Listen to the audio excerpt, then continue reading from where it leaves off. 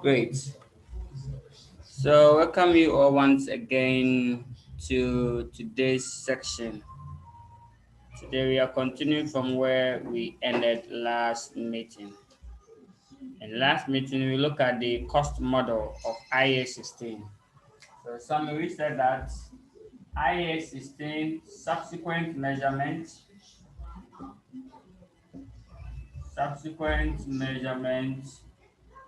the entity have to select either the cost model or revaluation model. Revaluation model. Revaluation model.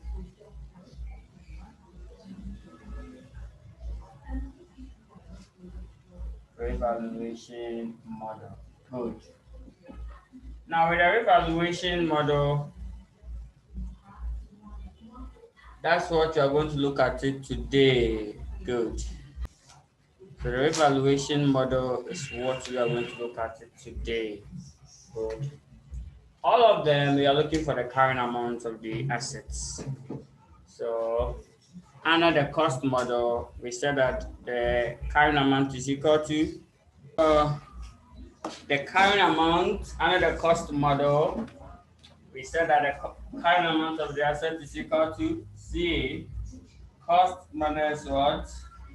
Accumulated depreciation of the asset. So current amount CA is equal to the cost of the asset less any accumulated what? Depreciation and accumulated impairment loss. Now today we are going to look for another formula. So the revaluation model too is also giving us a new formula to get a current amount. Good. So therefore, revaluation model is saying that relax. If you want to get a current amount, don't worry. Relax and pick the revalued amount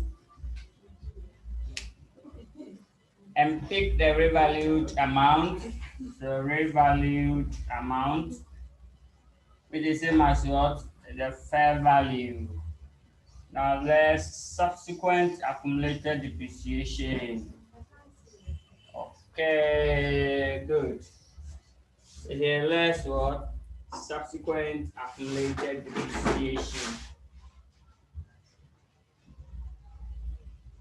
Less subsequent accumulated impairment loss.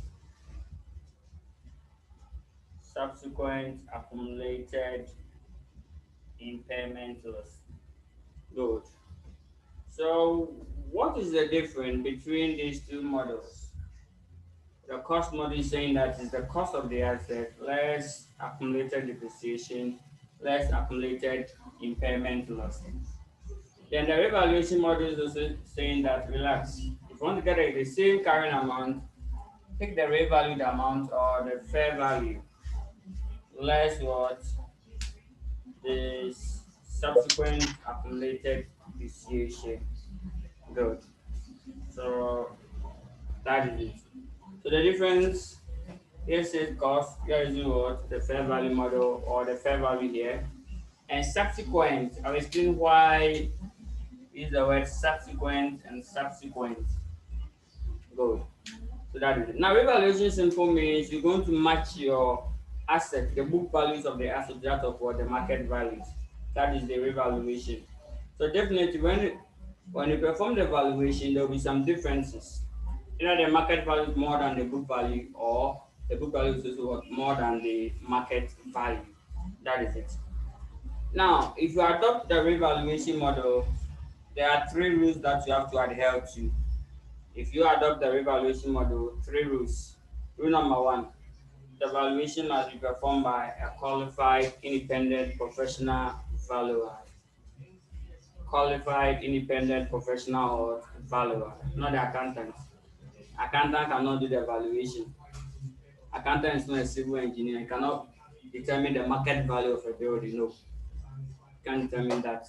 That is it. Two, if a particular asset is being revalued, the entire class must be what? Revalued. That's the second condition. And lastly, the valuation must be performed periodically. Every period you have to do the valuation. Don't wait when things are looking good before you do the valuation to change things. No, don't like that. Now let's see. We said that fair value, you have to define fair value or the revalued amount. I normally call it the market value or the going rate, the fair value. Now we said the fair value is an amount that you pay to exchange an asset, you pay to transfer liability, or you will receive towards exchange an asset between market participants in an orderly transaction at the measurement date. That's the definition for fair value. Good. So one is an amount that you will be willing to receive to transfer or an asset or to exchange an asset or to sell an asset, or an amount that you will be willing to pay to transfer liability between what? Market participants, not related party. Sister, thank you. Mom, thank you. It's not fair value. If you sell something to your brother or your sister company, definitely they might not be at fair value. That's not what they're talking about. Fair value is between market participants in an orderly transaction. The transaction must be ordered, not like roadside, like market. Oh, connection. Oh, this one I know him.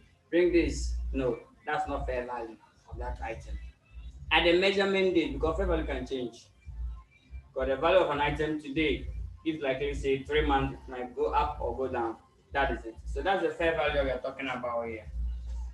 Now, anytime you perform the valuation, two things will happen. Either you are going to win or you are going to lose the match. No draw here. Yes. If you draw, that means the value that you have in your book is the same as what? That of the market value or the fair value. Good. So how do you then calculate the revaluation differences? We call it revaluation gain or loss. So let's see how you're going to calculate the revaluation gain or loss. Anytime you perform revaluation, there will be either gain or loss. How do you calculate such gain or losses on valuation? So that pops on to gold. Revaluation gain or loss. Always say that before you start the calculation, you don't know whether there will be gain or loss unless you are the other people. You know it. First of all, you bring the revalued amount, which is the same as what? The fair value. The value which is what? Fair. Good. Then less the carrying amount of the asset. Less what? The carrying value of the asset. We are done. So if it is positive, it's a gain. If it's negative, the loss. So this is how I'm going to do to calculate the revaluation gain or loss. So revaluation gain or loss. So basically that is it. Revaluation gain or loss. Now what next? That to back with what? With illustration. Now let's quickly go through this illustration. Assuming that on the 1st of January 2010, Ajinkwan Limited acquired a plant costing at a cost of let's say 100,000 Ghana cedis. And then the useful life is what? 10 years. On 31st December 2015, something happened. The fair value of the asset was assessed to be 60 gold. The fair value was assessed to be 60,000. Now required, calculate the revaluation gain or loss on the valuation. That's the requirement. So how do we go through this? Then you are fine. Great. So how do you go through this and then you'll be fine. So basically, let's see, revalued amount. What is a revalued amount here? That's a fair value. 60,000. So if I don't pick anything, not that 60,000. What's the current amount? At the date of valuation, what's the current amount of these assets? So let's find the current amount. You bought it when? 1st January 2010. When is the valuation? 31st December 2015. So from 1st January 2010 up to 31st December 2015, how many years? Interval. So that depreciation, we calculate depreciation. Good.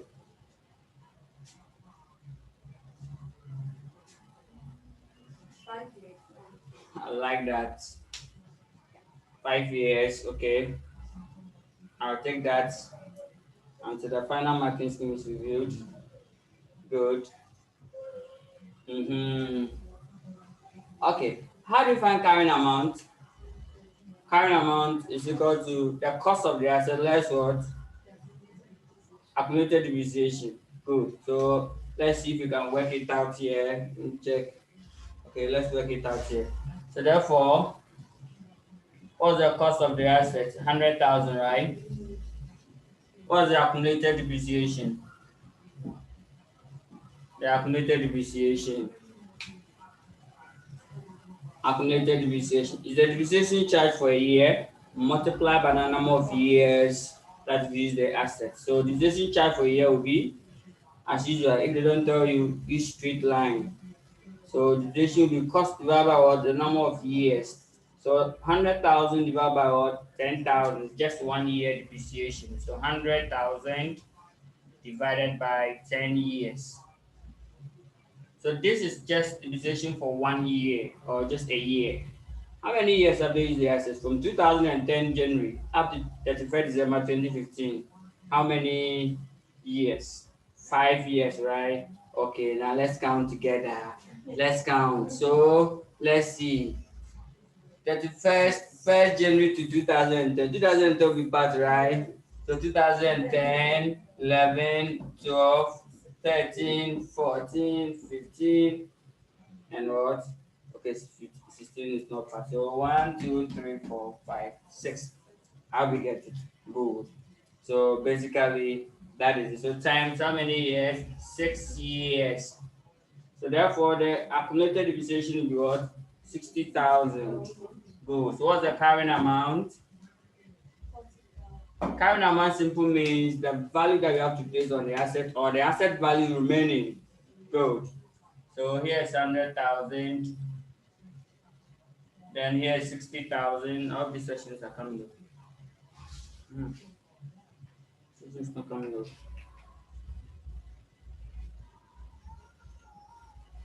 Good. So taking 60,000 out of the cost, we get what? 40,000. Good. Now this 40,000, we bring it as the current amount, right? So less the current amount of 40,000. So what will be the revaluation gain or loss?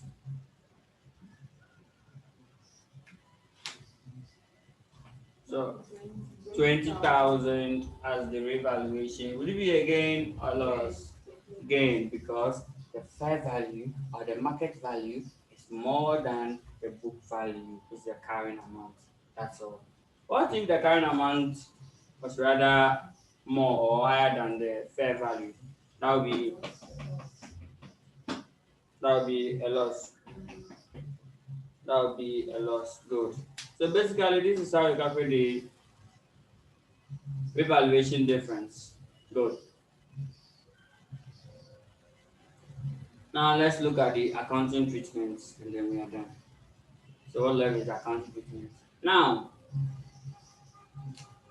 one thing that we have to take note is that right after depreciation or right after revaluation, all the accumulated depreciation is cancelled. So if you revalue any asset, it's like when someone receives Christ, right? Yeah, the person becomes born again. all the old days are past. So the same way, if you revalue the asset, all its past depreciation must be cancelled, must be absorbed by the market. Uh-huh. So it means that, and that's what we have done here. That's why we cancel it here. We took it off to get a carrying amount so that we can compare the carrying amount rather. So this one is a gain for us. Good. So in the formula, then to find the carrying amount after the valuation, then you have to pick the subsequent accumulated depreciation because the old depreciation is being what? Cancelled. So the depreciation that left for us to subtract will be what? Will be the one subsequent to what? The fair valuation. So in this question, if 2016, I ask you, 2016, I ask you to find the current amount of the asset, how will it be? That means I have to calculate depreciation after the valuation, right? Good. And then I'll subtract only that depreciation from where? The fair value of what? 60,000. Because the revaluation model states that the asset carrying amount is equal to fair value or the revalued amount less what? Subsequent accumulated depreciation. Good. So we work on that. So what will be the depreciation from 2016 going? 4 years, right? I'll be left with 4 years. So depreciation will be what? What will be the subsequent depreciation? So depreciation will be based on, I'll call it new depreciation or depreciation after the valuation. Great. Depreciation after valuation. Depreciation after valuation. Good. Okay. The fair value of the assets divided by the remaining useful life. That's all. So here the remaining useful life remain unchanged. So the fair value will be 60,000 left with how many years? 4 years. Agreed. Agreed. Good. So therefore depreciation will be 15,000. So that is why we said that the carrying amount of an asset. So if you are looking for the carrying amount of the asset at the end of 2016, 17, and let's say 18, I will just list the fair value. The fair value is 60,000 throughout, 60,000 throughout, 60,000 throughout. I'll tell the examiner that subsequent accumulated depreciation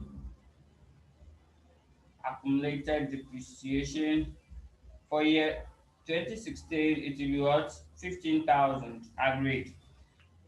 Because I will not add this 15,000 to the depreciation charge already, making 60,000. So I'll add a 15 to it, making what? 75. No. We didn't say total accumulated depreciation. We said subsequent to what? Accumulated depreciation. So that is it. So exactly a year after, the asset value becomes what? 45,000. Sorry. The subsequent depreciation is the asset useful life remain unchanged, or the asset remaining useful life remain unchanged. How we get it? Confusion number two. All of them, we are just trying to tell you that if the asset is going for 10 years, and if you use 6 years, the 4, don't change it. Still left with 4 years in those statements. If you come and then still use 10 years here, no. Probably you are translating like the 10 years has not changed. Yes, 10 years has not changed. But meanwhile, if you use 6 years already, so let me do what? 4. If you make it 10, that means 10 plus 6, making 16, you have changed it to 16 years. So that is it, basically. Good. So subsequent values will be 45,000, here will be 30,000. You take it off, and here to be 30,000 in that order. We are done. So that one will be 45. The next one will be 45. The next one will be 15,000, and here will be 45,000. because accumulated depreciation, we are topping it up, and here's what 15,000. Perfect. So this is the fair value less subsequent accumulated depreciation. Then we get what the carrying amount. Good. We are done. Now let's look at the accounting treatment. Then we move on to the last section of IAS 16. Let's look at the accounting treatment of revaluation. How do you treat in the book the revaluation gain or loss? How do you account for it in the books? The accounting treatment. So assuming that you perform valuation and you had again, how do you account for it in the books? Basically, then we are done. So the accounting treatment, you're welcome. So I'll pick the revaluation gain and then treat it. Go to evaluation loss, then work on that, then we are done. So this gain that we had, revaluation gain of what? Of 20,000 that we had here. How do you treat it in the book? How do you treat it in the book? That's accounting treatment. So that is it. So accounting treatment of revaluation gain will be first. So revaluation gain, we are starting with the revaluation gain. All of them two entries, two. After calculating it, then the treatment. So if you can't treat it, please either do the calculation for me. Good. Then I'll be fine. One, treatment number one. Add. When I say add, meaning you're adding the gain. Add the gain to what? The carrying amount of the assets. The carrying amount of the asset. The carrying amount of the asset. That's the first treatment. Add the gain to the carrying amount of the assets. Add the gain to the carrying amount of the asset. Treatment number two.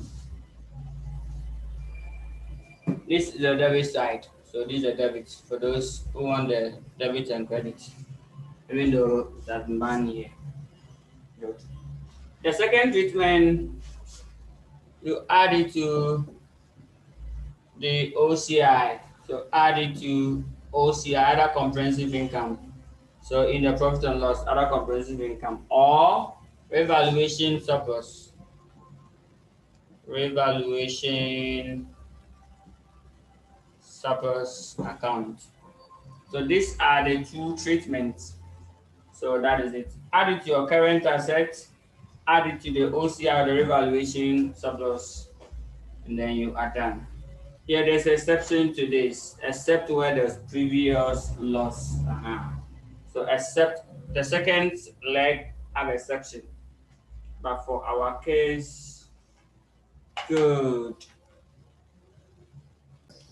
Okay, so the gain must be added back to what the current amount. So the gain of 20, if you add it to the current amount of 40, what do you get? You get 60. So in short, the asset value right after valuation is what? The fair value. So you can ignore this treatment and just pick the 60,000 as the right value of the asset right after valuation. Every asset right after the valuation, the value must be what? The fair value. So that is it. So that's the first section of the accounting treatment. Good. Then treatment number two, add the gain to the OCI. So this gain, no OCI, right?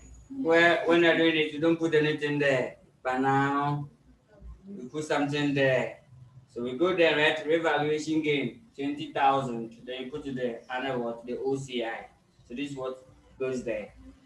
Now, this one, there's a section. If previously you perform valuation so on the same asset and you had loss, now until that loss is cleared, no figure should enter the OCI. So the second leg of the treatment, there's exception. So except where there is what? Previous loss.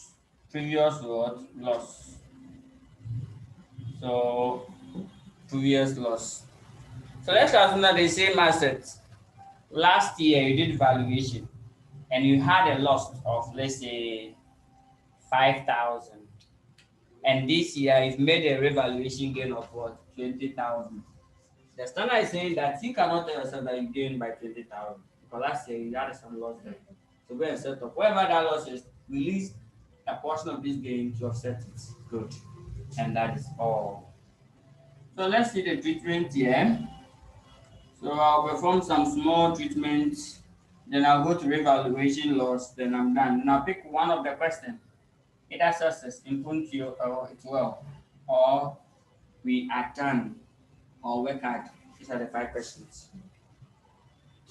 So your P&L, just go to the OCI. If I don't see OCI, you don't go. Because you write it like this, that means P&L. Good. Then go to the OCI. Now write revaluation gain. Revaluation gain into bracket workings number maybe 8. I'll put the 20,000 here. I'm done. That's all. When you go to a financial position, the asset value, maybe it was planned. The value will be what?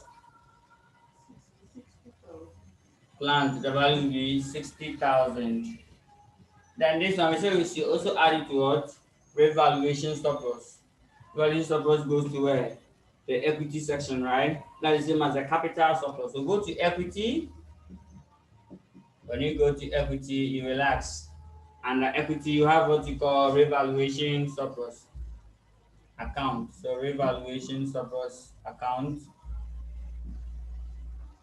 Now with the revaluation surplus account, you have 20,000 there.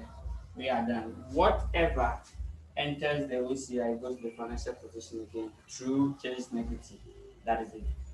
All the items that enter the P&L ends there because their summary, that's the profit of the tax, will be taken to the change in equity. By the OCI, the items you have to submit them themselves. Good. So that is it.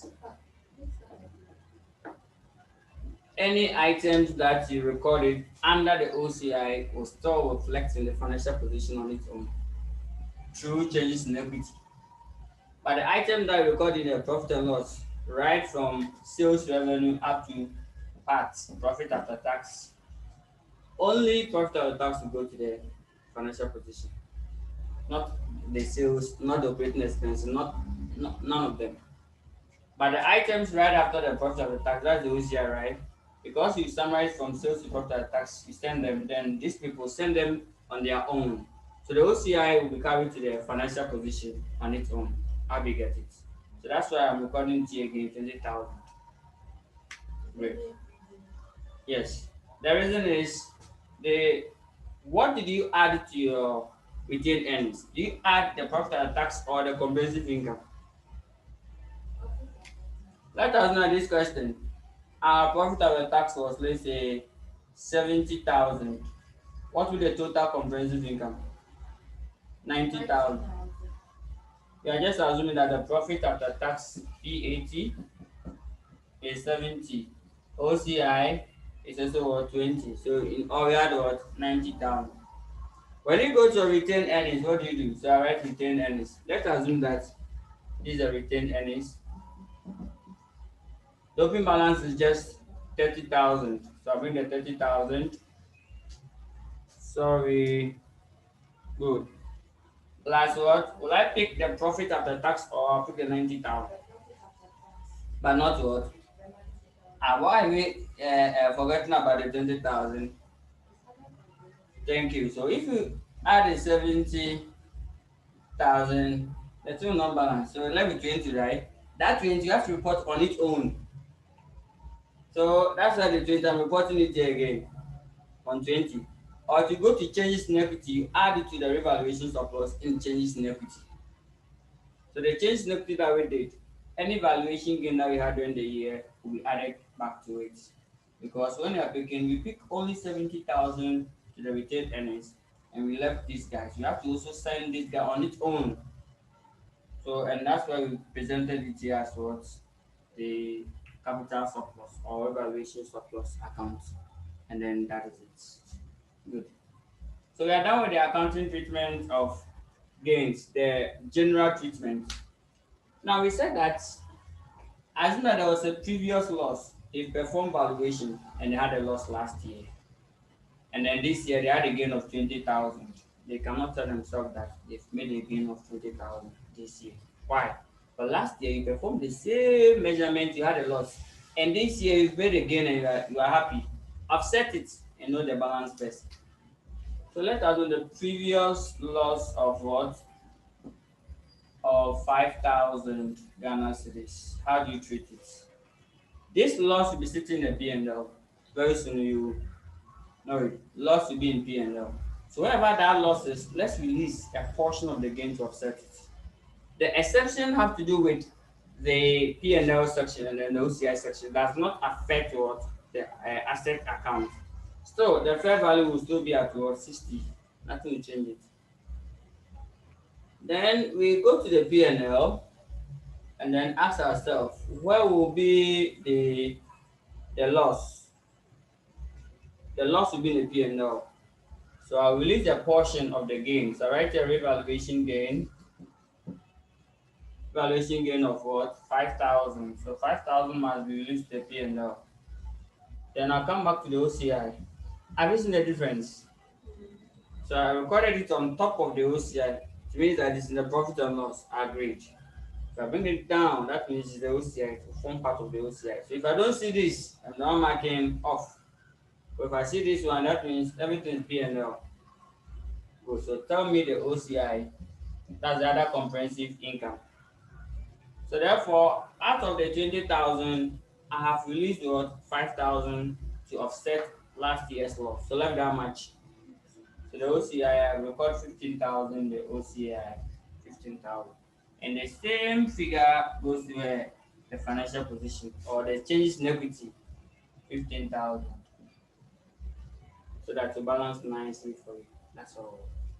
And so it means that the revaluation will be added to the P&L. P&L. Yeah, the revaluation gain will be added to P&L.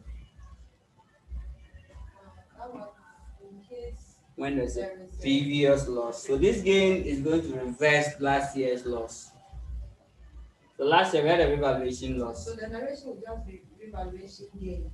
Exactly, it's a gain. So it will And then have when you come to OCI to the revaluation gain. yes, because you had a total gain of 20,000. Total gain of 20,000. This one is reverser. It's just reversing last year's loss. That's all. Great. I'm now with revaluation gain. I'm going to revaluation loss. If you do have any question on this, can you let me know? Good. Can still use the full section, the lecture note on the IS 16 to assess this aspect. Okay, now let's move on to revaluation loss, accounting treatment of revaluation loss. Accounting treatment of revaluation loss. Accounting treatment of revaluation loss.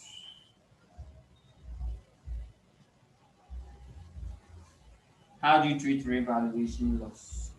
That one is a bit straightforward. Revaluation loss. So revaluation loss. What is the accounting treatment of revaluation loss? As usual, two treatments, debit and credit. Good. So this one is a loss. Do we add or we subtract loss? If again we added to the asset value and loss, that's all. So subtract the loss, subtract it from where? The carrying amount of the assets. So let's just assume that you do have a PP with a fair value of let me see. Let us know the fair value is the same question that we are solving. The fair value is still 60,000, but the carrying amount happen to be 75,000. So here the we got revaluation loss of what? 15,000. Agreed. Good. So that is it. How do you treat this revaluation loss? So let's call it revaluation loss. How do you treat this loss in your book? So that first, subtract the loss from where? The current amount of the asset. So it just give you back what? The fair value. Well, if I take 15,000 from 75, I'll get what? 60,000. So that box on to the statement that we said, right after valuation, the asset value must be what? The fair value. Good. Right after valuation, the asset value must be what? The fair value. Then two, add this loss here. Add it to what? The operating expenses. It must be expense in the P&L. Preferably administrative expenses. It must be added to admin expenses. And because we are going by the full cost section, you add it to what? Operating cost. Good. So add it to your operating expenses or write it off in a P&L. So all revaluation loss will be what? Added to your operating expenses. So it means that before you finish your operating expenses, make sure that the revaluation will not be a loss. Because if you wait after the profit after tax, then you relax yourself to calculate revaluation and happen that it's a loss, and you have to go back to operating expenses wrong.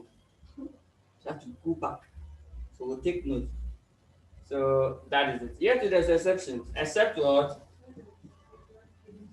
Yes, except what?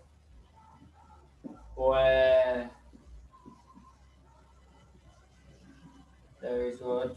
Previous gain. That's all. Except maybe last year you had a gain of 5,000 and this year you made a loss of 15,000. The same way, you can't tell yourself that you made a loss of 15,000. But last year, the asset gave you, again, a plus of 5,000. So now, net them off, and now I have a total loss of what? 10,000. That's all. So you have to record that 10,000 in your book as loss. Wherever that gain is, a portion of this loss must be released to cancel it. So let's see the accounting treatment. I first of all do the general treatment. So the general treatment, you go to your P&L. What goes to the P&L? What goes to the financial position? You are done. So P&L, just operating expenses. Under the operating expenses, we said examiner that revaluation was loss 15,000. You are done. Then you go to your financial position. Go to your financial position. What do you do? Plant, the asset value will be what? 60,000. That's all. No equity. We are done with the treatment. Is with the case in your exams or your exam question. Exams, you don't normally worry with the exception. So kindly get the main one, the main, then you are done. So the financial position, in case you want to do the whiteness, you do the 75,000 minus 15. Exactly. Will someone get, will you get it for it, or why someone just write the 60? I don't know if you understand what I'm saying. But Yes, we should go with it. please. Yes, Somebody please. decide. Let's go today. Assuming that there was a previous gain of what? 5,000 Ghana cedis. This gain, where will it be? Last year they did revaluation, they had a gain of 5,000. So where would that gain, where would they record it? It will be OCI, right? And where again? And then the equity. And equity, the revaluation surplus, right? Good. And this year they've made a loss of 15. They cannot tell themselves that they've made a loss of 15. Not at all. A portion of this loss must be released to wherever this gain is. Let's go there and then go and cancel. So where will it be? Where will it be? So let's see. Now first, that means I'll go to wherever that gain is, and that gain is sitting in the OCI. So I'll go to OCI first. And tell the examiner that revaluation loss 5,000 reversal. So it's reversing previous gain. So that's what I put there, 5,000. Then the remaining portion, now I send it to the P&L. So I write here operating expenses. That's the revaluation loss. That'll give us 10,000. Good. So fairly true. Then we are done. That is the exception. We are done with revaluation. So I'll back it with what? With illustration. So we are going to look at the question success. Yeah, let's look at success and then it will. Now in the final account, I'll give you 3 steps on how to go about the revaluation. 3 steps in the final account. What we've done is a general overview. So if you have any final account Sorry, question. I thought you said the, the gain was 5,000 Mhm. and there was a previous loss. Okay. We had a loss of 15,000 and there was previous gain of 5,000. Now let's see. Let's back with what illustration. So let's quickly go to success. Now, before you go to success, with the final account, 3 items or 3 steps. Step one, you have to determine when the valuation was performed. When was the valuation performed? Is it at the start of the year, middle, or at the end? It's very important. So your exam question, the valuation, they can perform it at the start of the year, at the end of the year. In fact, you can also do it anywhere at the middle. But study approved. The first two are okay. So first, determine whether the valuation was performed at the end. So when was the valuation performed? Valuation performed.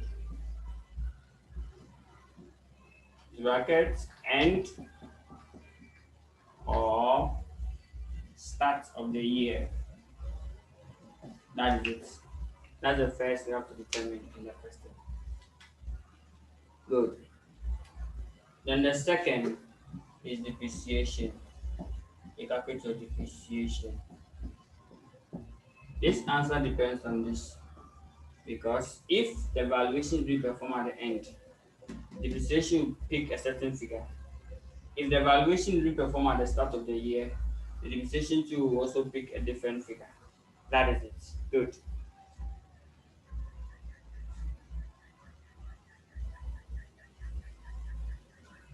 Okay. Then the last one, you calculate the revaluation gain or loss. You are done. Revaluation gain or loss. Then you look at the carrying amount of the asset at the end of the period.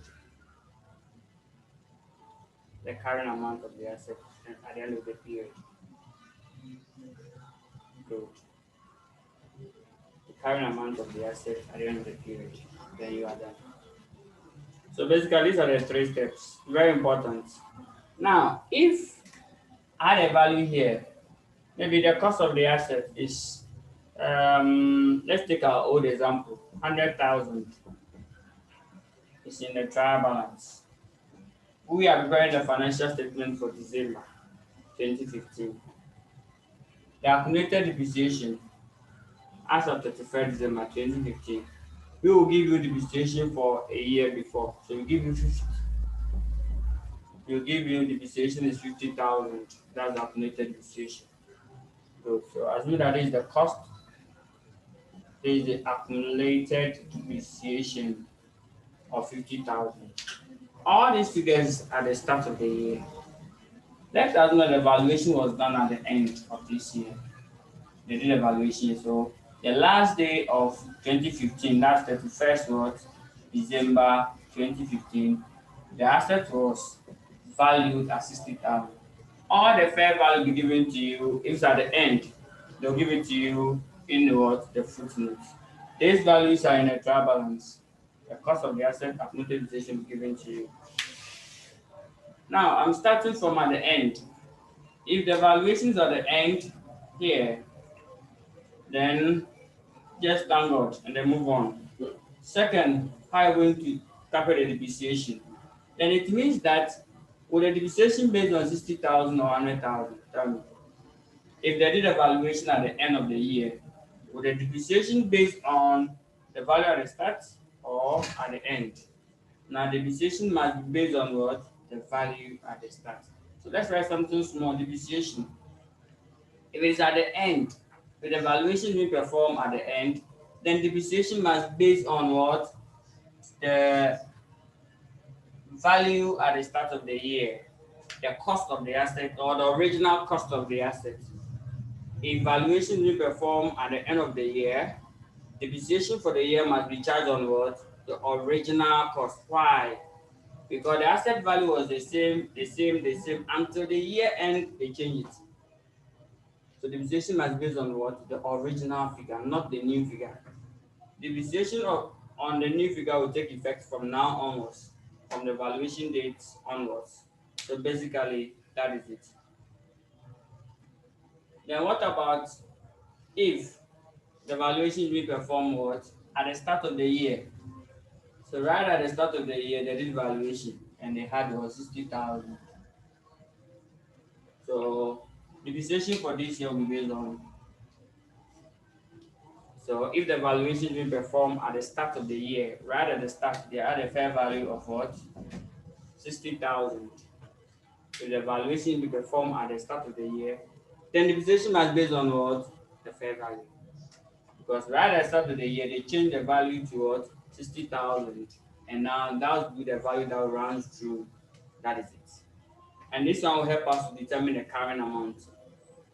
Good. So I'll quickly go through success to complete it. So to complete revaluation. It's a very topical issue. Yeah, revaluation. Okay, so you need the depreciation is different from the revaluation because they said something and compared with the new one again. That one has to do with the revaluation. But that one has to do with the accumulated depreciation, which we cancel. So it means that if you do the evaluation here, all this accumulated depreciation will be cancelled. So the asset now becomes 60,000 throughout. So as at the end of the year, the only depreciation that you have to subtract is the 1 year depreciation. All the old depreciation cancelled or released. Good. So that is it. And then the current amount too will also depend on when the valuation took place. Because you're looking for current amount at the end of the year. Oh, then I have to include that year's depreciation to it before I get it up to a year. Agreed. But if the valuation will perform right at the start of the year, then I don't need to add this year's depreciation to it when I'm calculating what the current amount. That's the issue. How we get it. Good. No, take it again now. Confused. Now the issue is this. We said that if the valuation is performed at the start of the year, depreciation must be based on what? The fair value. Good. And then if it's at the end, depreciation must be based on what? The original figure. All of them, please select the amount that was consistent throughout the year. That's all. Depreciation must be based on what? The amount which is what consistent throughout the year. If you did the valuation at the start, that means this figure will be consistent throughout the year. If you did the valuation at the end, that means the original cost will be consistent until the year end, right? Good. Then when it comes to the revaluation gain or loss, there's no issue here except what the current amount. Because the revalued amount will be clear, given to you in a question, clear. Then the current amount, that's where the issue will be. The current amount. Good. Now the current amount, you say is the cost less what? Accumulated depreciation. The accumulated depreciation, we have to get it as at the time of what? The evaluation. Good. So if you perform the evaluation at the start, then you don't need to add the depreciation from here to here to it. How we get it? No. Because I'm looking for it what at the start of the year. However, if you are looking for the current amount at the end, then I'll pick this accumulated depreciation, add from here to here depreciation to it. It will quickly move me to here. Then I'll subtract it. How we get it? Good. Okay, so it means that if I get you, if you do the depreciation at the beginning, the accumulated depreciation is just That's one all. zero. It's just the open one. The one that travel balance rather. But if it's at the end, find the depreciation charge for the year, top it up before you take it together. Good. Now let's go to success. Let's use success to clear it off. Great.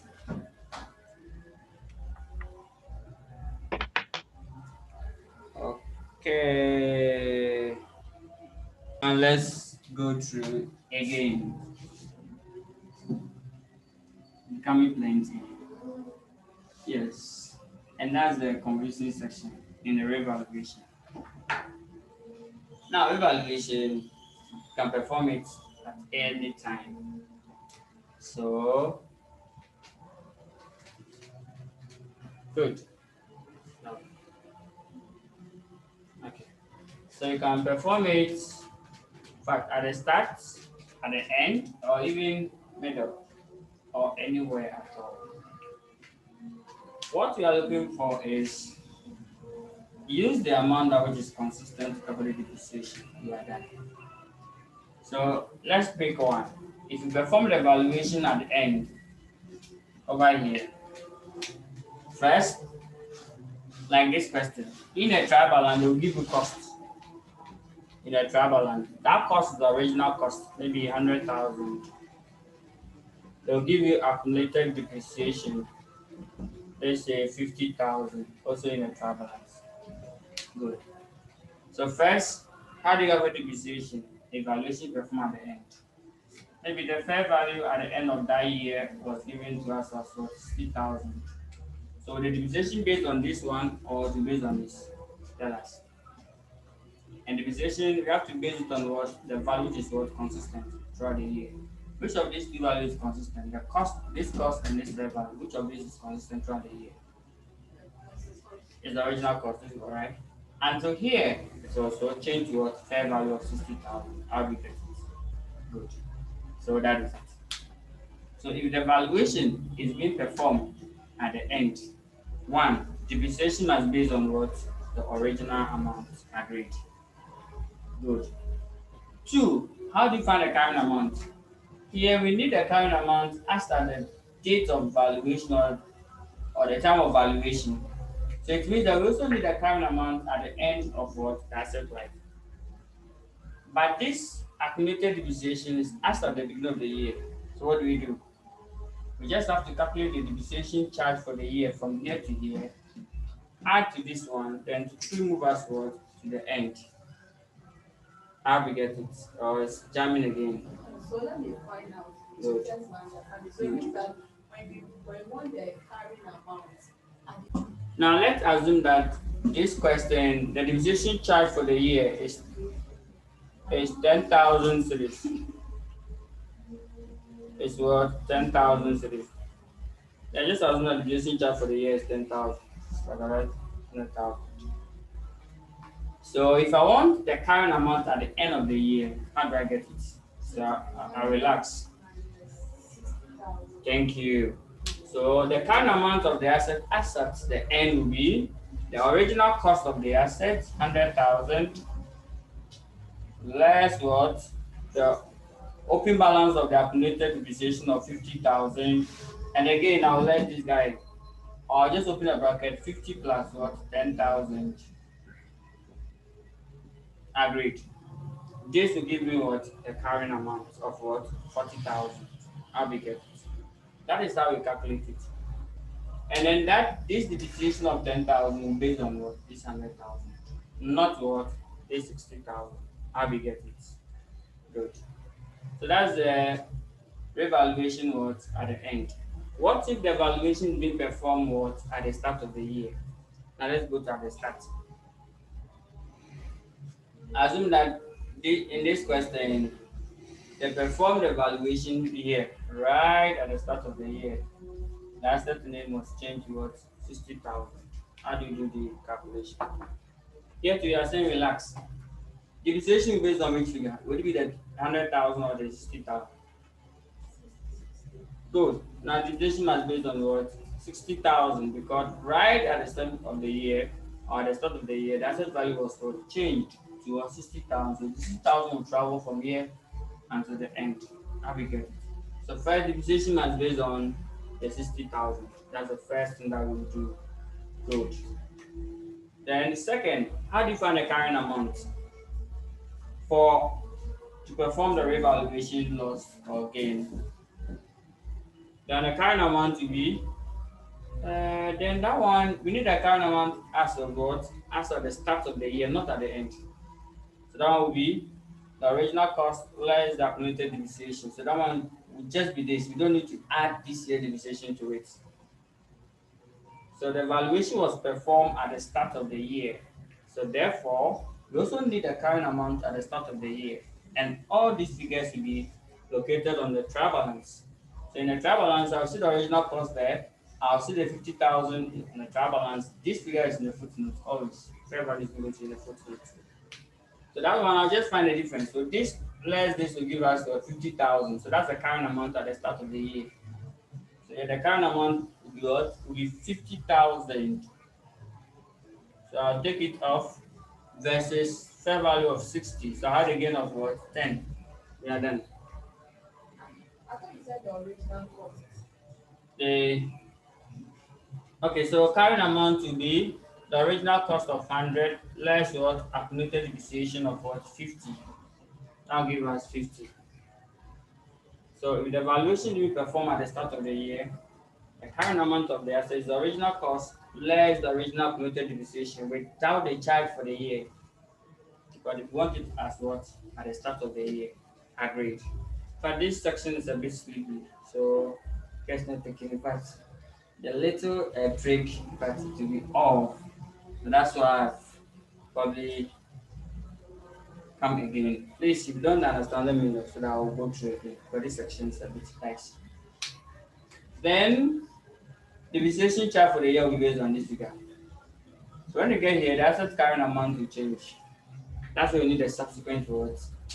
Accumulated depreciation, because now the asset value here, the one you're going to include in your PPE schedule, your PPE calculation, then it will be because at the start of the year the fair value was 60 minus the depreciation charge for the year. That's a subsequent accumulated depreciation. You now get the value here. You place that value in what? Your financial statement, and then you are done. Good. So basically that is it.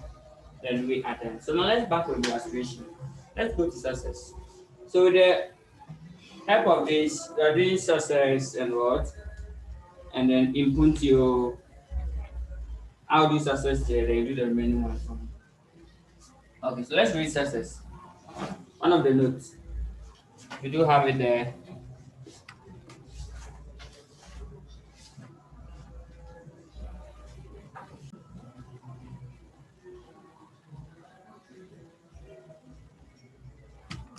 Okay, so let's look at success.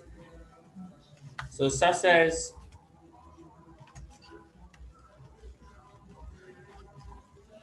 note 3, right?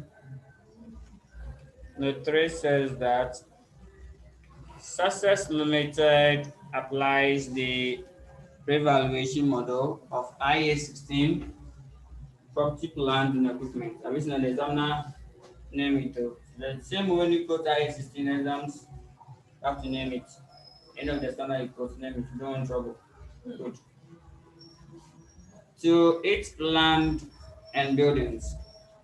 Evaluation took place on 1st April 2018. Let's stop and go and locate which year is it. 2018, 1st April.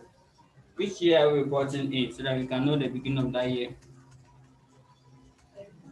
We are reporting in 31st what, March 2019.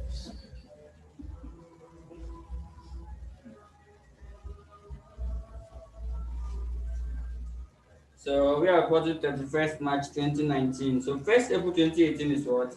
Will it be at the beginning or at the end? It's at the beginning of the previous. Good. We are reporting in 31st March. Good. Let's go there again. 31st March, but the valuation took place when? 1st April. Great. 1st April. So 31st March 2019. That's the reporting year. But the valuation took place when? First April 1st April 2019. That is 2018. 2018. That is exactly the beginning of this financial year. But if you start 31st March 2019, if you end at 31st March 2019, where are you going to start from? You start from First. April 1st last year, right? Good. So April 1st, 2018.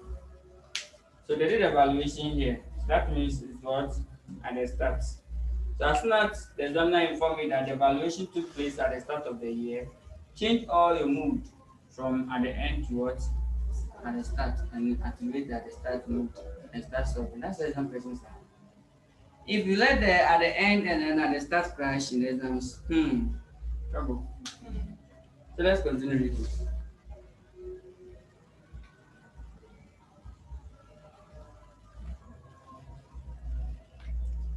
So it says that let's go up small.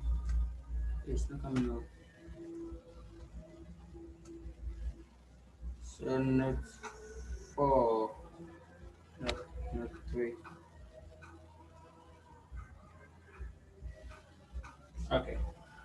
So it says that this evaluation took place on 1st April 2018 and resulted in a fair value of 62 million shown above. Hmm. Okay. This figure included 22 million in respect of what? Land. The building were deemed to have 40-year useful economic life remaining at that date. On 31st March 2018, the fair value of the land and building was assessed to be 65 million. So when was the valuation performed? At the start or at the end?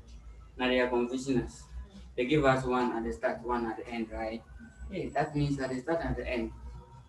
Wow. But this is at the end. What they've recorded, they are just informed us that last year they did a valuation, which they recorded on the what? The trial balance above. So the one that they are talking about is what at the end. So this question, the valuation was at the end, not at the start. They were just telling us that last year they did valuation right the year end, they did evaluation there, and they had a revaluation value or amount of 62,000. That is it. Good. So this is the summary of the question. So they are saying that last year they did valuation and then which resulted 62 million as a fair value as of last year. And this year too, they've done it again. And they had what? 65,000, right? So this year the fair value is 65,000. So fair value is 65,000. So this one automatically the revaluation took place when this year's own, that's at the end, right? Not at the start. Good. Now, out of this, they have given it to us. The asset in question is land and building. Cumulatively, it is 63,000. The examiner is saying that 22 is for land. Building will be what? If land is 22,000, then the building element will be, the building will be 40,000. Why? Why did he say that building is 40,000? because of what? Depreciation. But we don't depreciate what? Land, but we depreciate building. So that's giving the land element, take it off, then you get what? The building section. Agreed.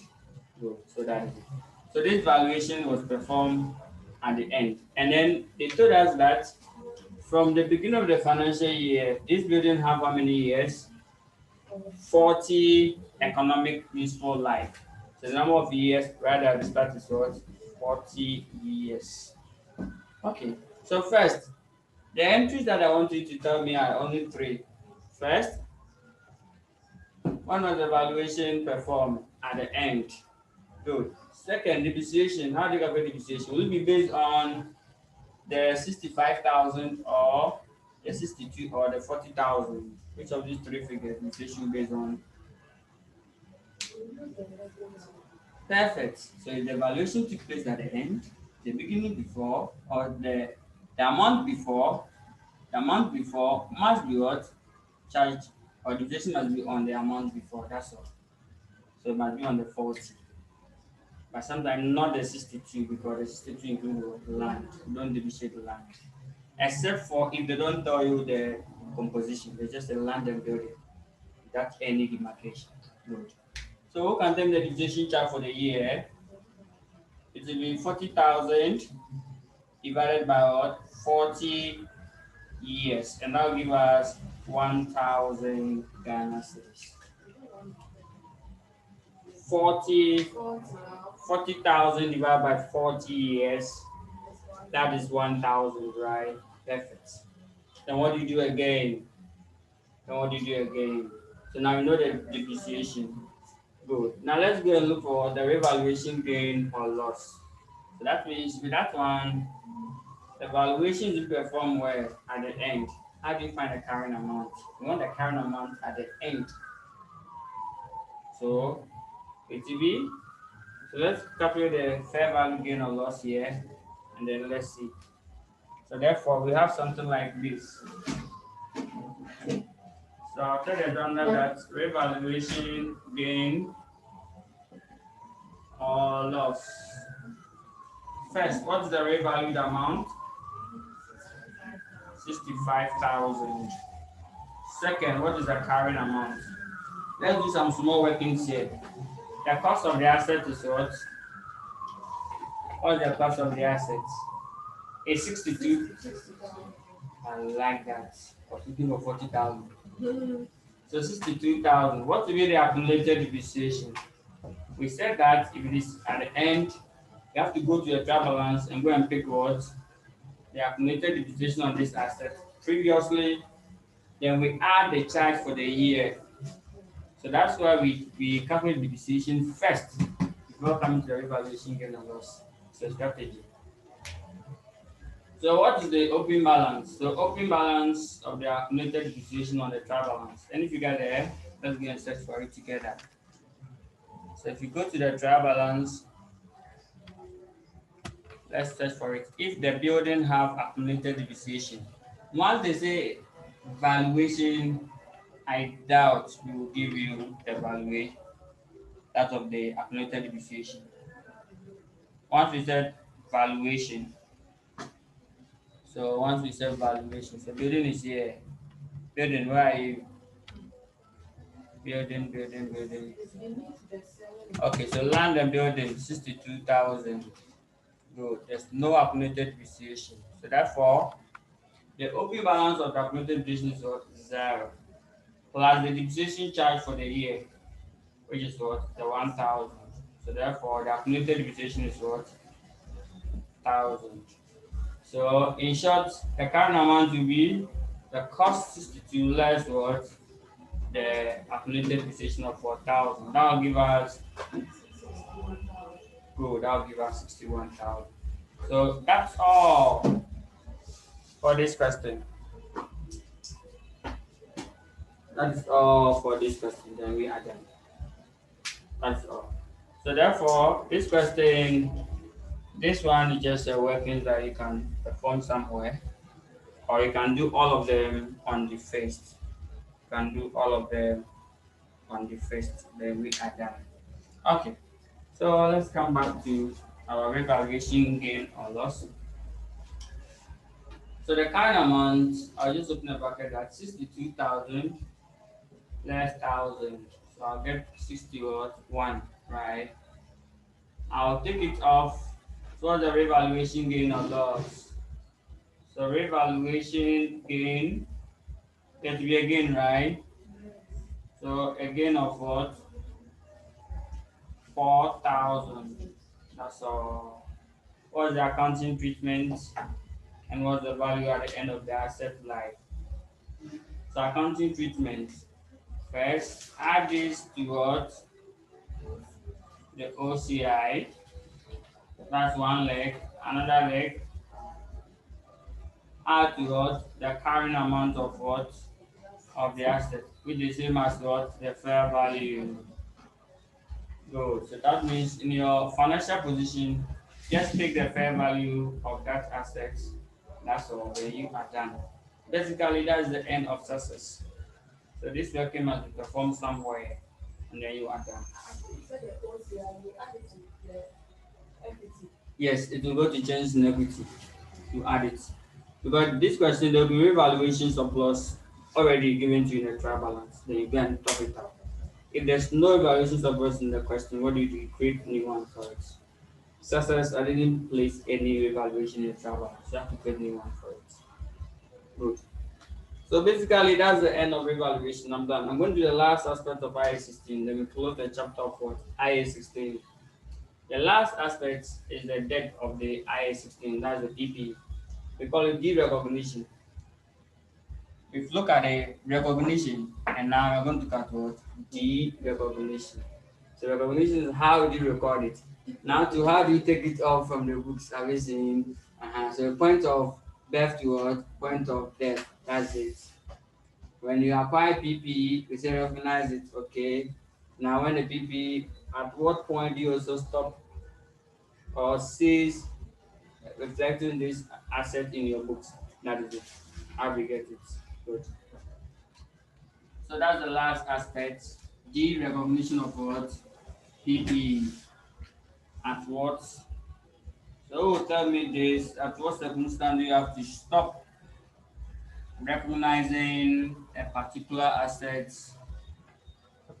asset in your financial statements? When you sell it. When you sell it. Okay, good. I'll take that. That Or when the asset is sold. when it's bought, now you can repair it. Mm, Beyond repairs. beyond repairs. Okay. So when you dispose it of, when you trash it, okay. In fact, the term is derecognition.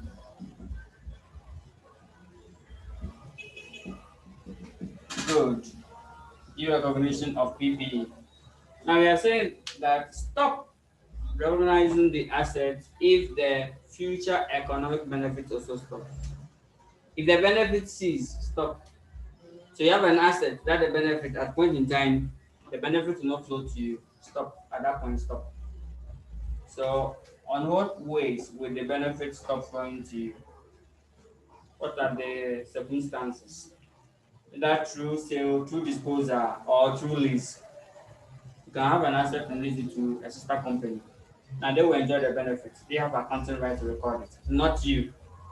Good. So basically, two treatments or two items that will lead to what? Derecognition of assets.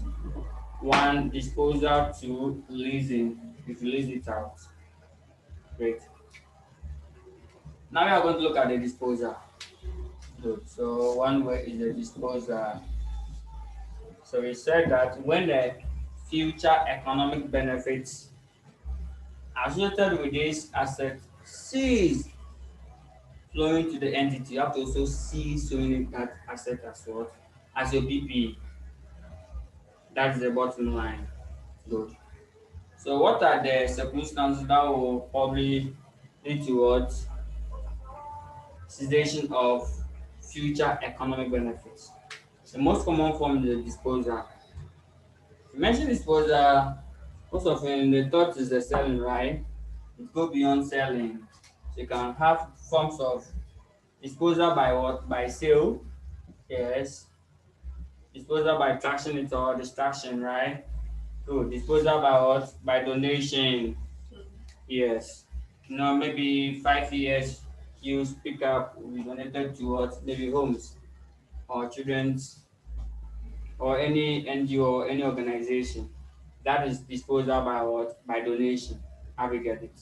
So disposal by sale, by distraction, or by donation.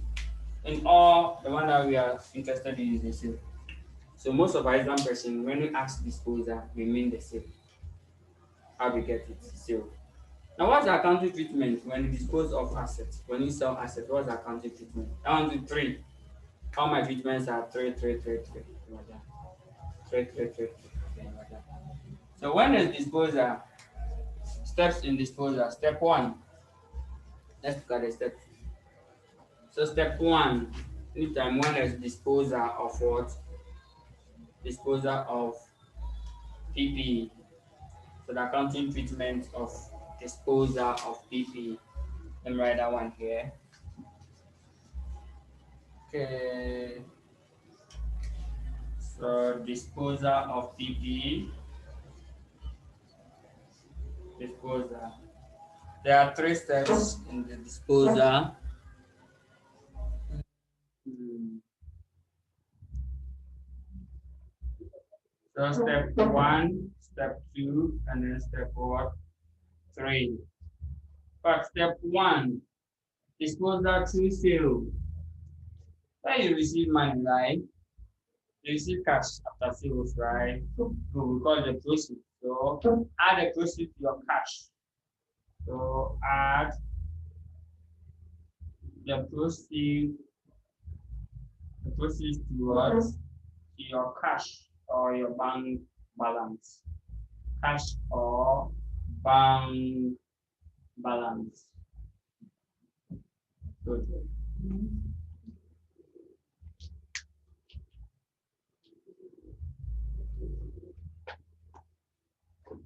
Great. So basically, if we sell assets and then receive proceeds, add the proceeds to your cash balance. That's all. So add the cash to yours or the proceeds to your cash balance and then we add that. Second, yeah, you have to calculate the profit or loss on disposal. That's the second. Calculate the profit or loss on disposal. So profit or loss on disposal. That's the second aspect. Profit or loss on disposal. Whether you are getting some gain.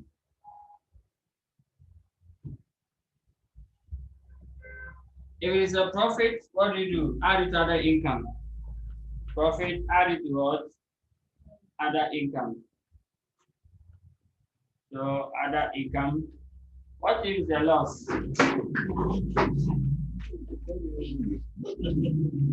It's almost like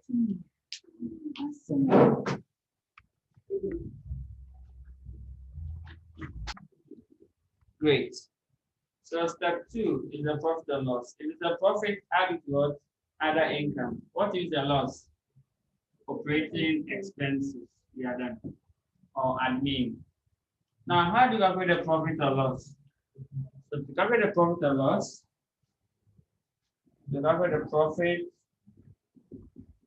or loss on disposal, we need two items.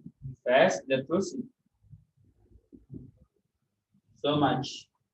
Less what? Again, the current amount. This current amount everywhere. So profit or loss. Good. If the profit, you add it to what? The other income. With the loss, what do? You add it to operating expenses. So that is the step two of the G recognition of PPE. Now can we do the step three? Step three, I normally call it do the thing. I can do the remover. So I call it the remover. That means remove all the details. Remove all the details of the disposed asset from your books. That's all. Cancel all the details.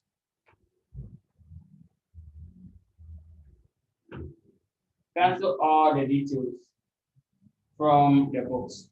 So make sure that the sold asset will no longer be in the books. That is the remover. No, that is the remover. Now in exams, the examiner may do the first one for you, but step 2 and step 3, no examiner will do for you. Step 2 and 3, no examiner will do. How to calculate the profit and loss is the main target. How to remove the details of the sold asset from the group or from the list is also a target.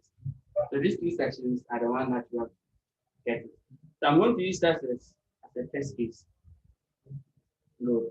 So that is it. So now let's use success to end it. And then right after success illustration, we are done with IS16. IS16 is very long stamina, extremely long. So I have a lot of issues. But this okay, I'm not done. There are so many items that we have like skip or jump. Complex assets, bear plans, political assets, all those ones we probably jump there. Good. So that is it. But in the full section, I think I did everything in the full section. Right. Now let's go to success. Let's go to success. Success limited. We're going to pick a question there. So one of the notes says that during the year, that is the note 2. Oh, okay, note 4. Let's go to note 4.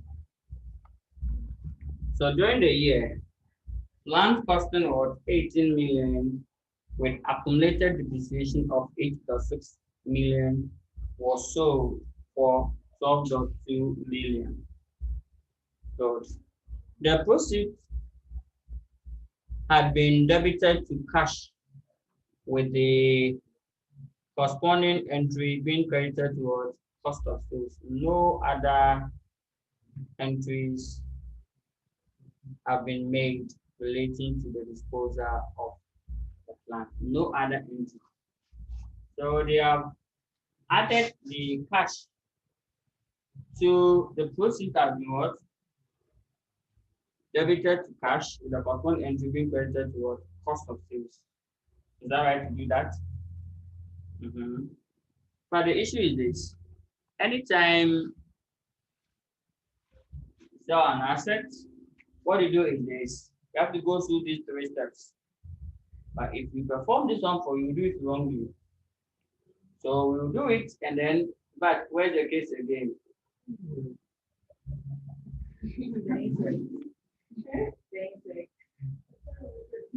Continue the game. So the issue is this. When there's disposal, these are the 3 steps. Do again. Evaluation 3 steps, disposal 3 steps. So make sure if they've not done anything at all, like success does not be treated at all. So that one you start everything yourself. That's a very good news. But if the examiner had already proceeded with the first section, then the other corresponding entry, either he will show it in a trial balance like in Ubuntu, or he will do a mistake like success. So first, let's see what they've done here. So they are saying that the proceeds had been what? Had been debited to cash. Debited to cash means they've added to cash. Agreed. So they've added to cash. But that's good though. Yes, if you add to cash, that's the right thing. Now let's see the other corresponding entry. With the corresponding entry being credited to what? Cost of sales. So they have credited cost of sales. Is that the right entry? Cost of sales. Did we mention cost of sales in this? There's no cost of sales here. So any transaction that they perform other than what you've stated here, it's wrong. So you have to reverse it. Yes, because there's no cost of sales here. There's no cost of sales here.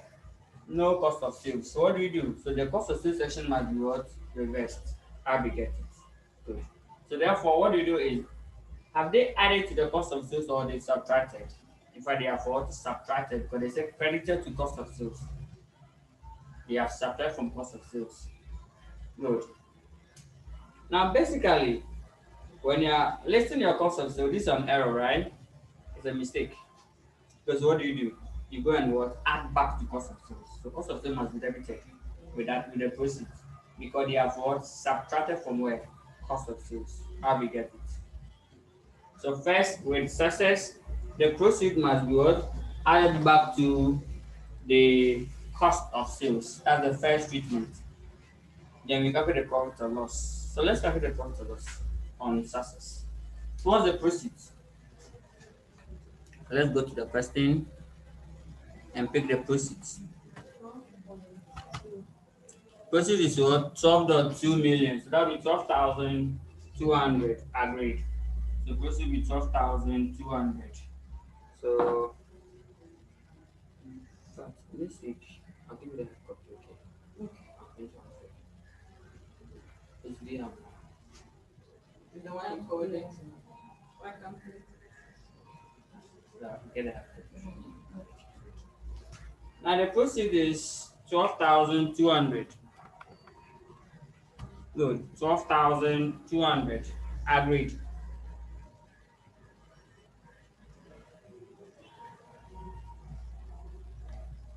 Great. So 12,200. So let's write 1,000 here. So 12,200. So what will be the carrying amount? Carrying amount, we said that is a cost minus accumulated depreciation. So carrying amount. You open the bracket nicely. Now this accumulated depreciation to sometimes they'll not give it to you. Like in Ubuntu. In Ubuntu it wasn't given. Success.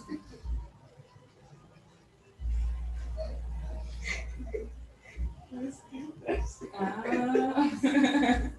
And then success it was given. So let's see. What is the cost of the disposed assets? That's already sold. They sold 18 million, 18,000. What is the accumulated depreciation of the disposed assets? So 8,600. That's the accumulated depreciation of the disposed assets. So leaving a carrying amount of what? 9,400. Average 9,400. So finally giving a profit of what? Profit of 2,800. Where do you treat this? So this is a profit where so so so this one will be added to what? Other income. Other income. So when you're calculating your other income, don't forget to add what? 2,800.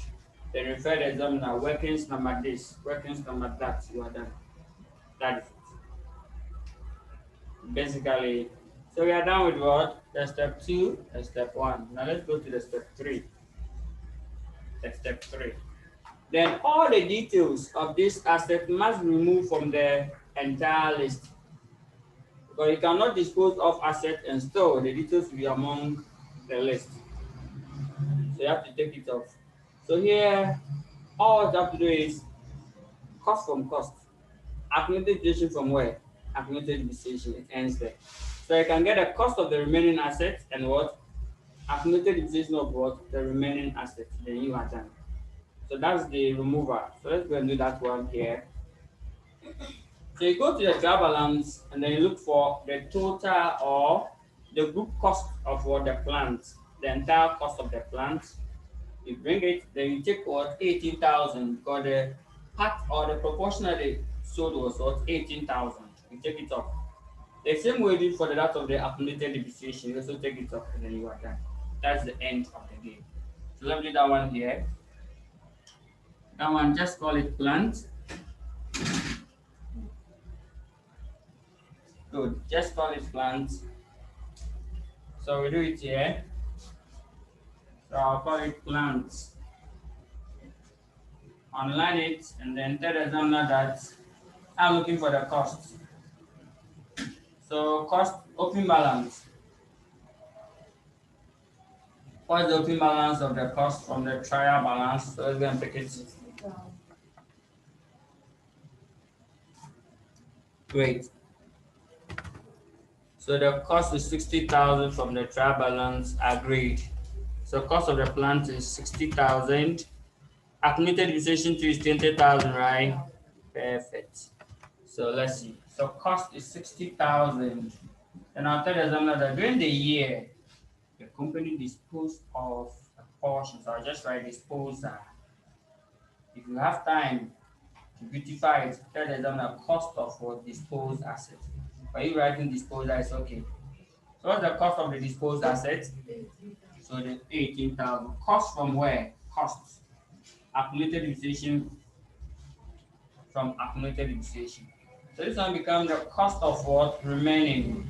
Cost of what? Remaining assets.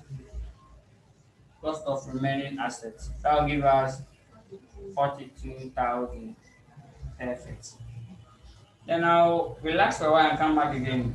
Tell the examiner that now do the same for the accumulated depreciation. I'll align it. What's the opening balance? The opening balance was 20,000. So the opening balance is 20,000. Then what is the accumulated depreciation of the disposed assets? 8,600. So I'll write still disposal. Now put what? 8,600 here. Then I'll get something like 11,400. 11,400. Now I'll call this one the remaining, right? So accumulated depreciation. But that's why it's not coming out. Let's go down. Okay, good. And it's okay. Accumulated depreciation of what? The remaining assets. That's all. Now success. In success, the depreciation for plant is on reducing balance at the rate of 12.5%. So let's calculate depreciation, the actual depreciation, the final depreciation. Now, if you are going to depreciate the assets, most often we will tell you that it is the policy of the company is to charge full year depreciation in the year of what? Purchases and none in the year of disposal. So that means the day that you sell the asset or the year that you sell the asset, no depreciation. Good.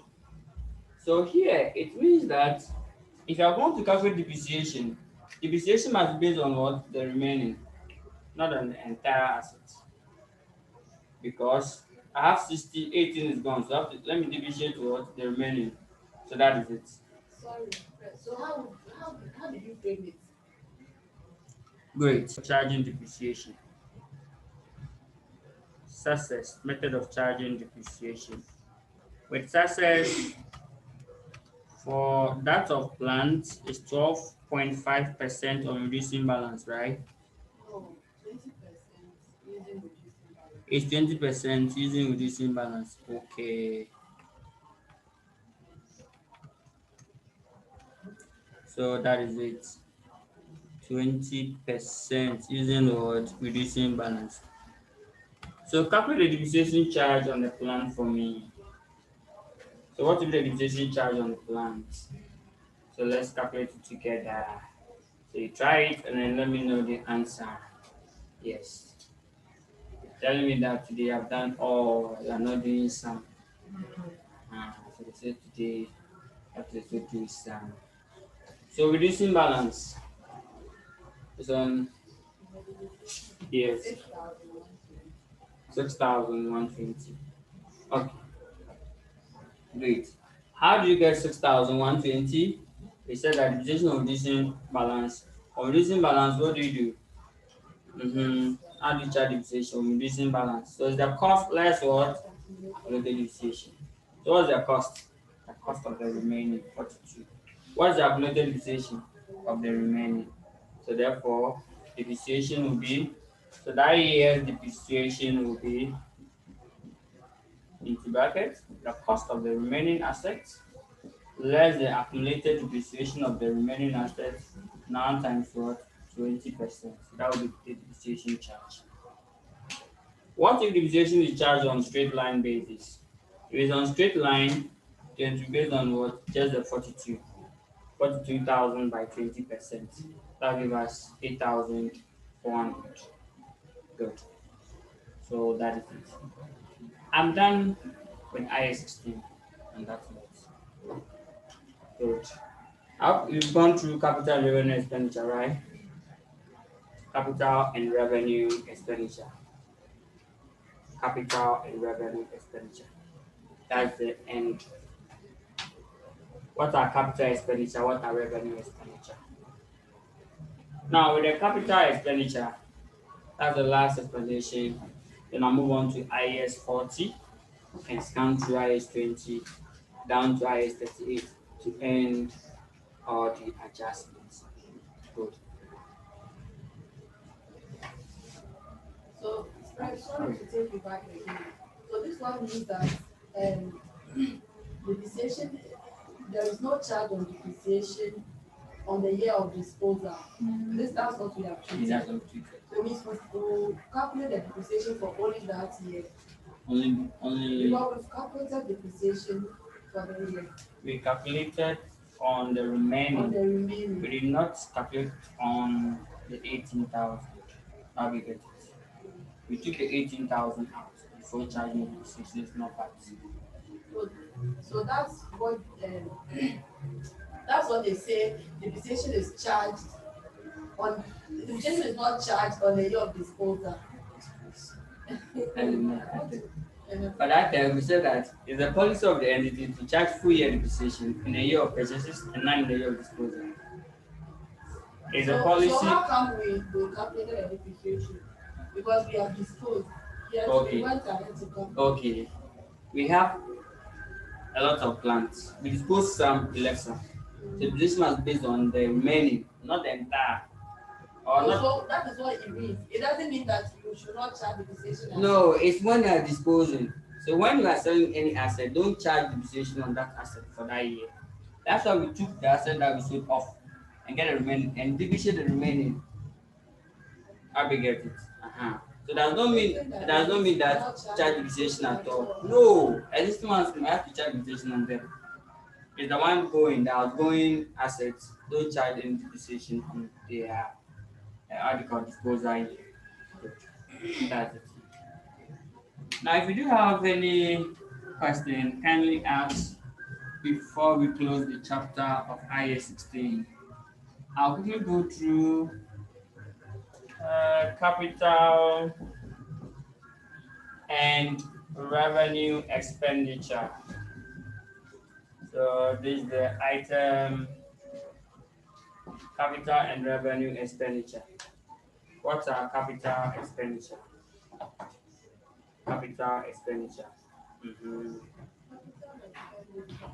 They are expenditure that last, how do I say it? They are capitalized.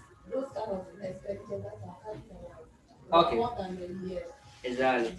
Now, capital expenditure, they are expenditure that you incur for two reasons. One, to acquire new non-current assets. Two, to improve existing assets. They are done. So, capital expenditure that you incur for two reasons. Incur to acquire new non-current assets. So, capital expenditure.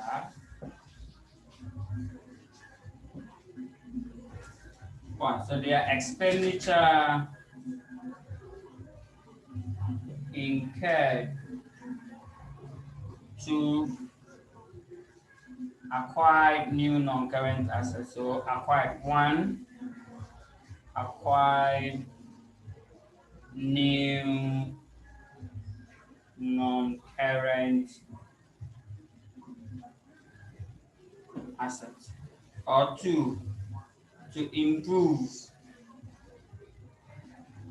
improve existing non-current assets. So these are capital expenditure. In fact, in reality or in other field of studies, move beyond buying just assets. Anytime you want to enter into a new business, it's also refers to what? Capital expenditure. Acquisition of businesses. Good. Got it. Now, improvement. Improvement means three items. Circumstance that will amount to improvement. One, if the asset life enhance, that is what improvement, or the asset life extend or expand. Maybe the asset will last for 5 years. You perform some work on this asset. Now it will has extended the asset life from 5 to what? Let's say 6 years. So that's what improvement. So any cost you can treat as what capital expenditure. And then two, enhancement of what economic capacity. Formerly the asset can only produce 5,000 units, but now it's producing 10,000. Good. So first, the life of the asset must be enhanced. Two, capacity must be increased. Three, reduction of operating losses. So this, if you incur cost or if you spend funds on these costs, the amount to what? Improvement. Now the capital expenditure, their benefit lasts for more than one financial year. Their benefit lasts for more than one financial year. What is the accounting treatment of capital expenditure? You capitalize it. Capitalize means treat it as what? As an asset. You are done. So if you have a building and then you've improved this building, the cost of the improvement must be added to the cost of the building. You are done. Maybe you broke some of the walls and extend the building a little so that you can get some space. The cost of the extension of the building must be treated as what? Capital expenditure. How we get it? Good. You have an office truck, you bought a new engine, which will enhance the life of the assets. The cost of the engine must be capitalized and add to the how do you call it? The cost of the entire truck. Now, what about revenue expenditure? Revenue expenditure, on the other hand, refers to expenditure you incur to run the business on daily basis. To run the business on daily basis, or the expenditure incurred on assets to maintain the even flow of the economic benefits. So any expenditure that you incur to run the business on daily basis, they refer to as what? Revenue expenditure. So revenue expenditure refers to expenditure that you incur to run the business what? On daily basis. They are what? Revenue expenditure. Good. Or they are the expenditure that you incur on assets to maintain the even flow of the economic benefits. This asset is supposed to give me, let's say, 1,000 Ghana cedis every month for 6 months. So to maintain this 1,000 Ghana, I have to be repairing this asset to maintain this so that you can give me the best possible. If I don't do that, end up getting 500 or 400 or even zero some of the months if I don't maintain it. So revenue expenditure are just maintenance. How do you treat them? Revenue expenditure, it must be what expense or written off in the year that you incur them. Third, their benefit lasts within what one financial year. So the benefit of revenue expenditure lasts within what one financial year. What is the accounting treatment? It must be what expense. So you add it to what the operating cost of the other. So all revenue expenditure must be expense. And the critical examples are the one that we see in operating costs. All of them are revenue expenditure. How we get it? Good. So I have some nice example in the lecture video. When you go to that video, please stop them for me. I wanted to ask them here, but time will not permit us, so they are in there. There are three critical examples that I played them in the video. Good. On that note, you are done with the IS system. Now I'm going to scan through IS 40. Good. IS 40. IS 40. All of these you can get a full version from the standards. IAS 40. You are welcome. IAS 40. Good. IAS 40. IAS 40. So IAS 40, we call it investment property. Investment property, that's investment property. Good. That's IAS 40. Today we are scanning through. To get a full picture, kindly visit the full standard. But IS 40 talks about the special assets that you acquire with an intention, not for sale, not for use, but for what? For rental purposes. Good. So IS 40 talks about investment property. So first of all, what are investment property? The standard define investment property as what? Property made up of what? Land or building,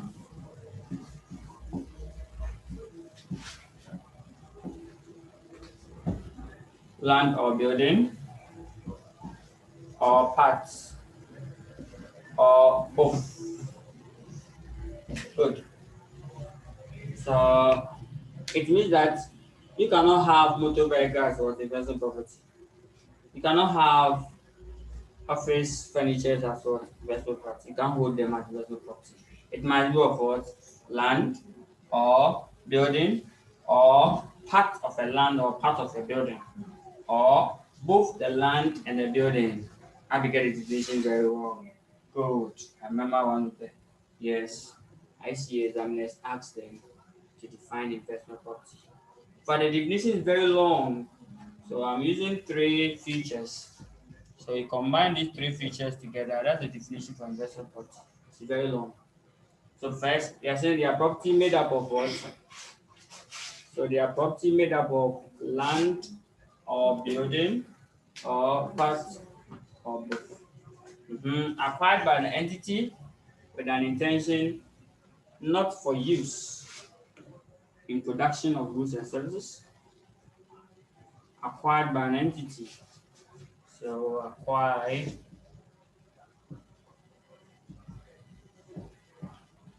by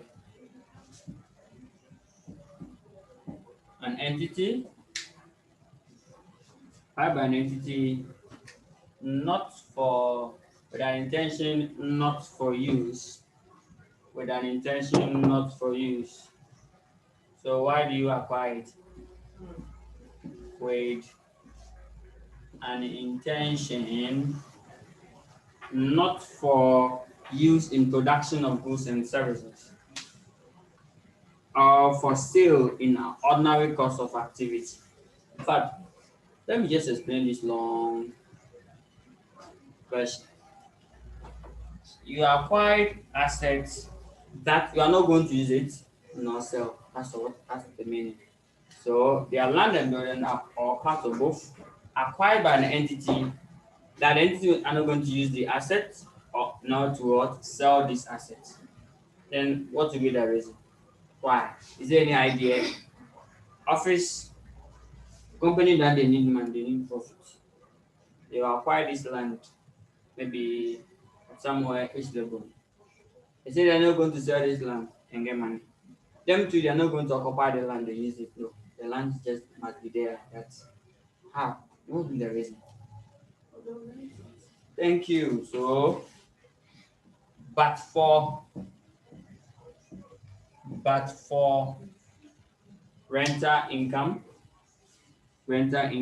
or capital appreciation, or both, the greedy ones, the greedy company want capital appreciation and then still renting it.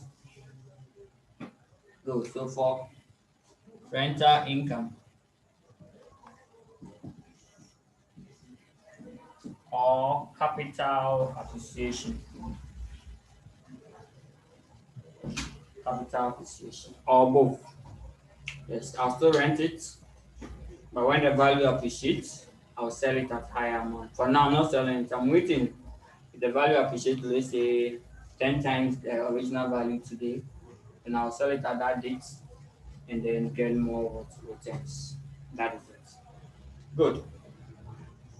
I'm done with the investment property. I'll go straight to the section that you need to prepare the financial statement. What is the measurement? Measurement of investment property and recognition. Once an asset is an asset, it must be recorded as what non-current asset in the financial statement. So remember, when we did the financial position, we under non-current section we wrote PPE, investment property, intangible, and then long-term what investments. So that's the investment property that we are dealing with. Good. Now recognition, it must be recorded as what? As an asset. If the two conditions are there, what are they? The two conditions. So you are going to meet them three times, right? This is the second time. Yes. The economic into the company. Okay. There's a word I did not bring. Must be Probable probable that that future economic benefits associated with the asset will flow towards the entity. What about the second condition? The cost of cost of the the investment property will be measured what? Reliably. We are down the recognition. Now let's go to the measurement. When the measurement talks about value, property made up of land or building or part of both. The measurement, there are two types. We have the what? The initial measurement and what is the subsequent measurement. The initial measurement, I'll not do it here. We've done it already. How do you measure PP initially? At cost, right? Which comprises of three. Purchase cost, and the purchase directly cost, directly attributable cost, and what? Any other cost incurred necessary to bring this asset to its intended use. That's all. It's the same as the IAS what 40. So investment property to must also be measured at cost initially. Now the only issue here so we have to look at for the subsequent measurement of investment property. Subsequent measurement. Good. Under the IAS 40, the subsequent measurement we only have two. We have what we call the cost model. Cost model. We have the cost model and then the fair value model.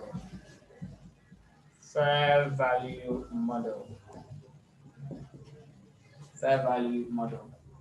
These are the models that we have under the IAS 40. Thank God that today is what? Friday. Okay. Now, the good news is that this is the same. The cost model and the IAS 40 is the same as what? The cost model and the IAS 16. So it's the same as the IAS 16 cost model. So whatever we stated there can bring the same method here. So I am done with the cost model. Whatever we stated there. So we said that all what you're doing, you're going to be two. So we did first there, that's in the second version here. This is the part two. However, the fair value model is not equal to the revaluation model under the IAS 16. Here there are what differences. So this is not equal to the revaluation model under what IAS 16. Good. So that is even though the cost model over there is the same as the cost model we are talking about here. So over there, how do you value assets? So PP, if you value them at cost, what will be the current amount? The current amount will be the cost of the asset less accumulated depreciation less accumulated what? Impairment loss. That is PP carried at what? At cost. Agreed. What if you carried at revaluation model? So over here in the IS 40, whatever we stated there is still the same. So investment property too, you can also carry them at what? At depreciated cost. That is the current amount will be the cost of the investment property less accumulated depreciation and less what? Accumulated impairment loss. We are done. Now when we come to the fair value model, it's not like that. So I'm going to do a table to list the difference between these two and then we are done. And that's the end of IAS 40. And I'll quickly also run through IAS 20 and then IAS what 38 to end the game. And then the rest we can pick a focus and then solve. Good.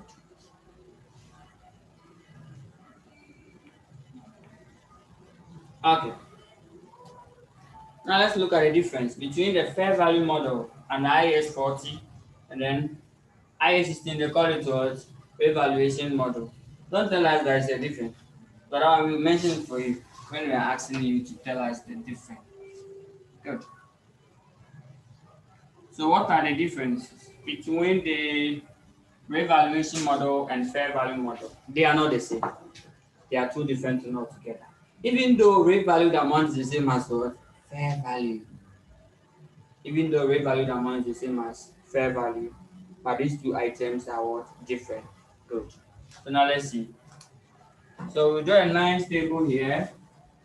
And then in the table, call it fair value versus revaluation model. So in the table, I will have IAS 16, and then they will call it what? Revaluation what? Model.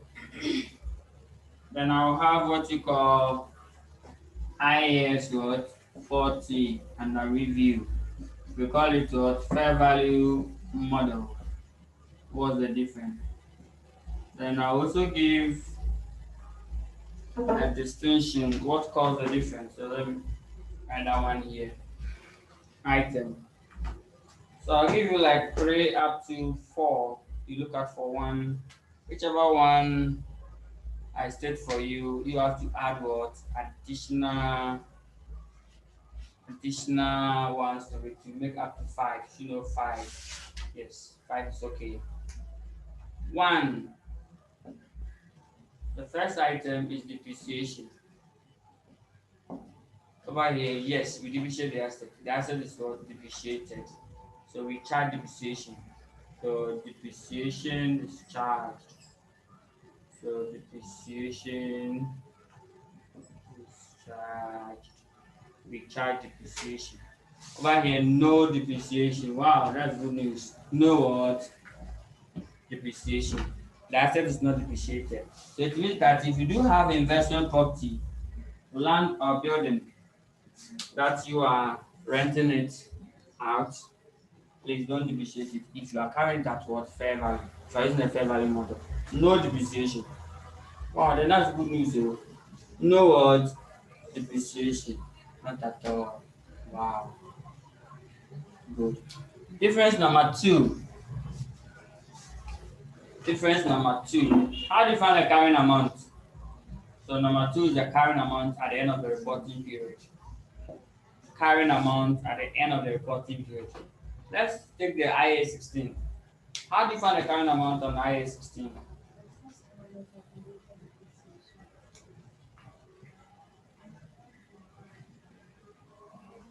The cost model.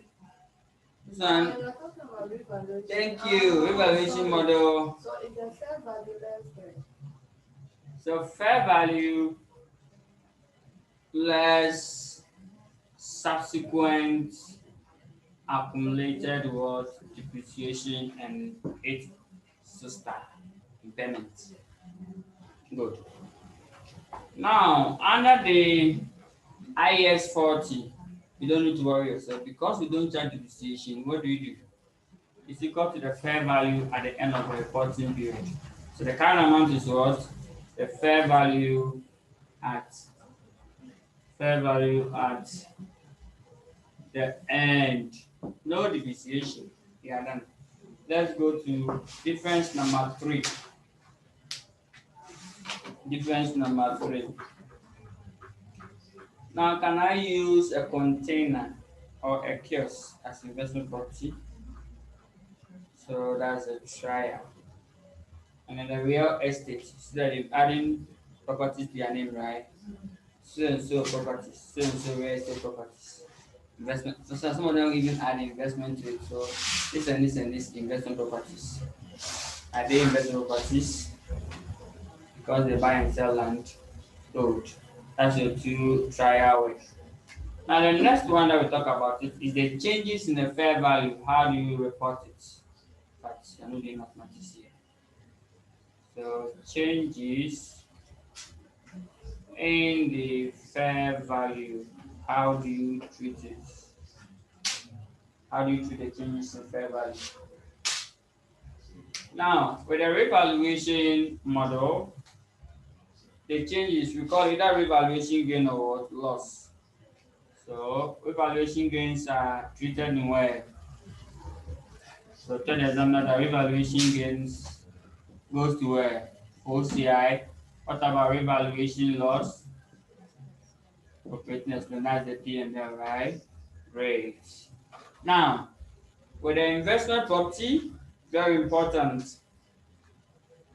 Now, whether there's a gain or loss, you go to one fixed place, the P&L. So fair value gain or loss is charged to what? P&L.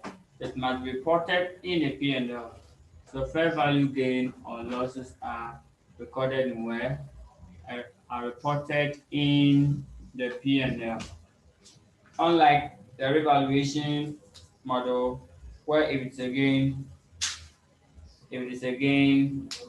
OCI, if it's a loss, goes to the operating expenses. Now let me give you the last one. I need to add last one to it, making it five. The fourth one is the particular assets. Assets.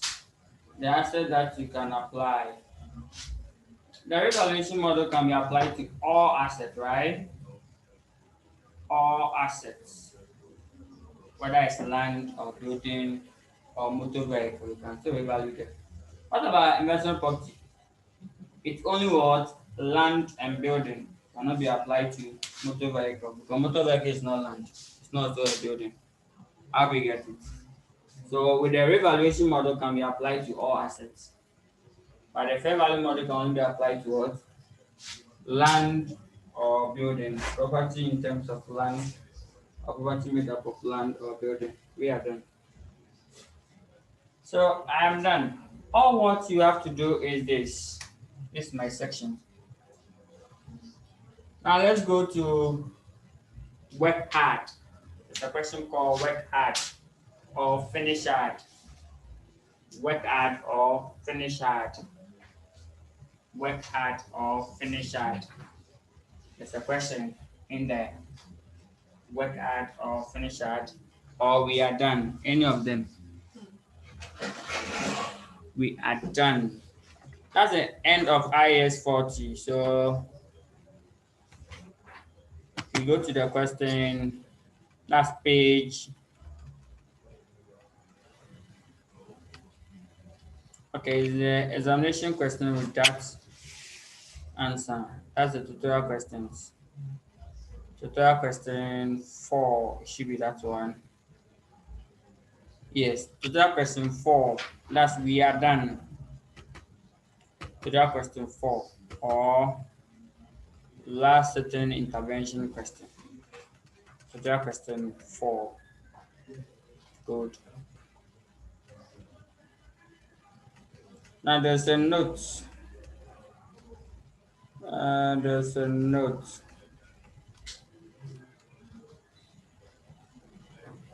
Good. Note 4. Is it there? Note 4. Note 4. So this is the note that you're going to look out for. Note 4.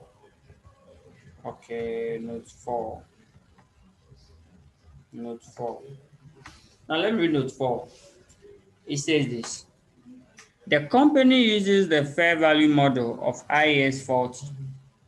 The fair value of the investment property at 31st December 2019 was 8.92 million. However, rental income of 0.3 million on the investment property has not been received, but the company reasonably expects to receive 75% of this amount. Now they have given us the fair value at the end of the reporting period to be what?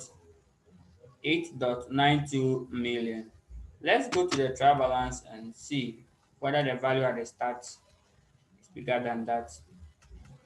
So if you go there, you have something like investment property. That's 8,700. So the opening balance is what? 8,700. Then the closing balance is what? 8,920. That's the 8.92 million. So therefore, how do you treat it? Let's see. We are going to calculate the fair value gain or loss. So opening balance, you just compare. How do you get a fair value gain or loss? Compare two figures you are done. Compare the opening balance of the fair value and to that of what the closing balance. Opening balance of the fair value is what? 8,700 in the question. Closing balance of the fair value is what? 8,920. So is there any gain or loss? So there will be a loss. Why? Okay. At the start, the value is 8,700. At the end, the value is 8,009. So are you gaining or you are losing? So you are losing, right? Or you are. But again, though, this is a fair value at the start of the year, and this is a fair value at the end. So fair value at the start, fair value at what? At the end. So you're gaining by what? 220. So that's fair value gain on investment property. How do you treat this? This fair value gain on investment property. How do you treat it? OCI, OCI, or good and income, not OCI. If it happens to be a revaluation gain under IS6, if it to be a PPE, then it will be what? The OCI. But because this one is on what? Investment property, the fair value gain must be reported where the other income. What is the loss? Go to operating expenses. Not done. I'm down with IS 40. Let's go to the IS what? 20. Then we are done with the. I'll just explain a bit of IS 38. Good. But before I do that, let's take like let's say 2 minutes break to stretch just for 2 minutes. Then I'll continue with the IS 20. Good. Great. So welcome back again. Now let's quickly scan through IAS 20 and 38. And I am done. That's what we call we are done limited. So IAS 20 talks about government grants. It's a bit fully loaded standard. Talks about two issues. But to get a full picture, you have to use the full lecture video on IAS 20 government grants. IAS 20 talks about grants. So we call it government grants and disclosure of government assistance.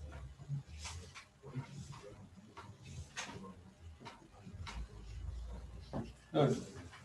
So that is it. IAS 20, that is the standard, the name of the standard. Government grants and disclosure of government assistance. And then how do you account for grants in a books? We can. Now, you know government. What are governments? We are not doing geography, those stuff, history, all those stuff. The government for the people, by the people. No more. Government here refers to the government itself and its agencies and other bodies, both international, national, and local. That's government. So the government that we are referring to are what? The government itself or the central government and its agencies. So if a district assemble in Ghana here can also be referred as what? The government. That's the local government, right? Great. Then international body, like let's say World Health Organization, UNESCO, USA, all these group council refer as what? Government, according to ISO 20. Provided they can give us grants, we can call them government. Yes. Now we have to differentiate government assistance from where? Government grant. What's the difference? We may be called upon to differentiate between government grant and what? Government assistance. Let me start explaining the assistance first. Government assistance refers to the support, the support that the various governments render or gives to the entity or the company for a return of what? Condition, condition. So it's a support that the government gives to the entity. So it's a support. So government assistance are just like support that the government gives to what? The entity for a return of what? Condition. There's no free job anywhere, not at all. It comes with condition. So example include this. Here the government will use its power to reduce the tariffs in front of you. Maybe I want to venture into farm produce, and then the government is very interested in that area. So if I supposed to take, let's say, 6 weeks before I can receive the license to operate, the government is okay. Now these people leave them. Just give them 3 working days, give them the license. That's government what? Assistance. Now we get it. Another example, we buy and sell rice, or we produce rice locally, and then the government will impose a law to restrict importation of what rice into the country. He has also supported us, our business. That's government what? Assistance. We impose a law to restrict the importation of what rice. All of these are what? Examples of what? Government what? Assistance. Acquisition of license to operate. That is it. That's government assistance. Now let's go to government grants, the grant itself. Now government grant refers to the provision of what? Resources to the entity for a return of what? Condition. There's no free job anymore. with the grant. Yeah, the grant is a provision of what? Resources. That one they'll give you a resource, either money or assets. Take this thing, go and use it to work.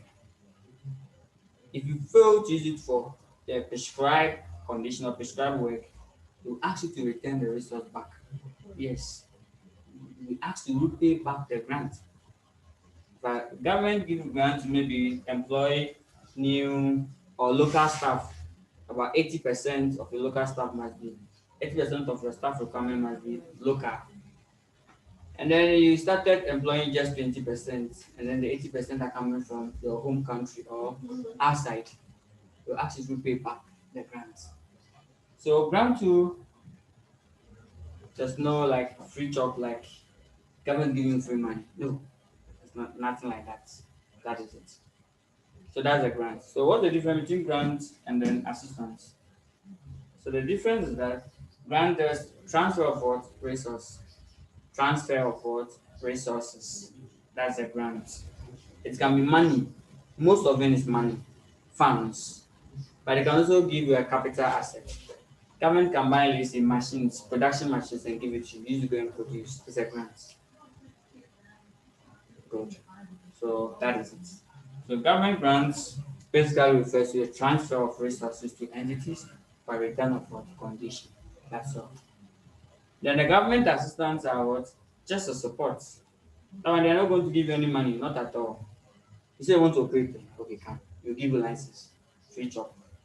Like we are going to restrict or we are going to release some of the barriers so that you can come in, like support. So that is it. Now there are two types of grants that we have to adhere to. If not the treatment, then we are done. So I'll just give a brief treatment, and then we just go to the book to back it with illustration.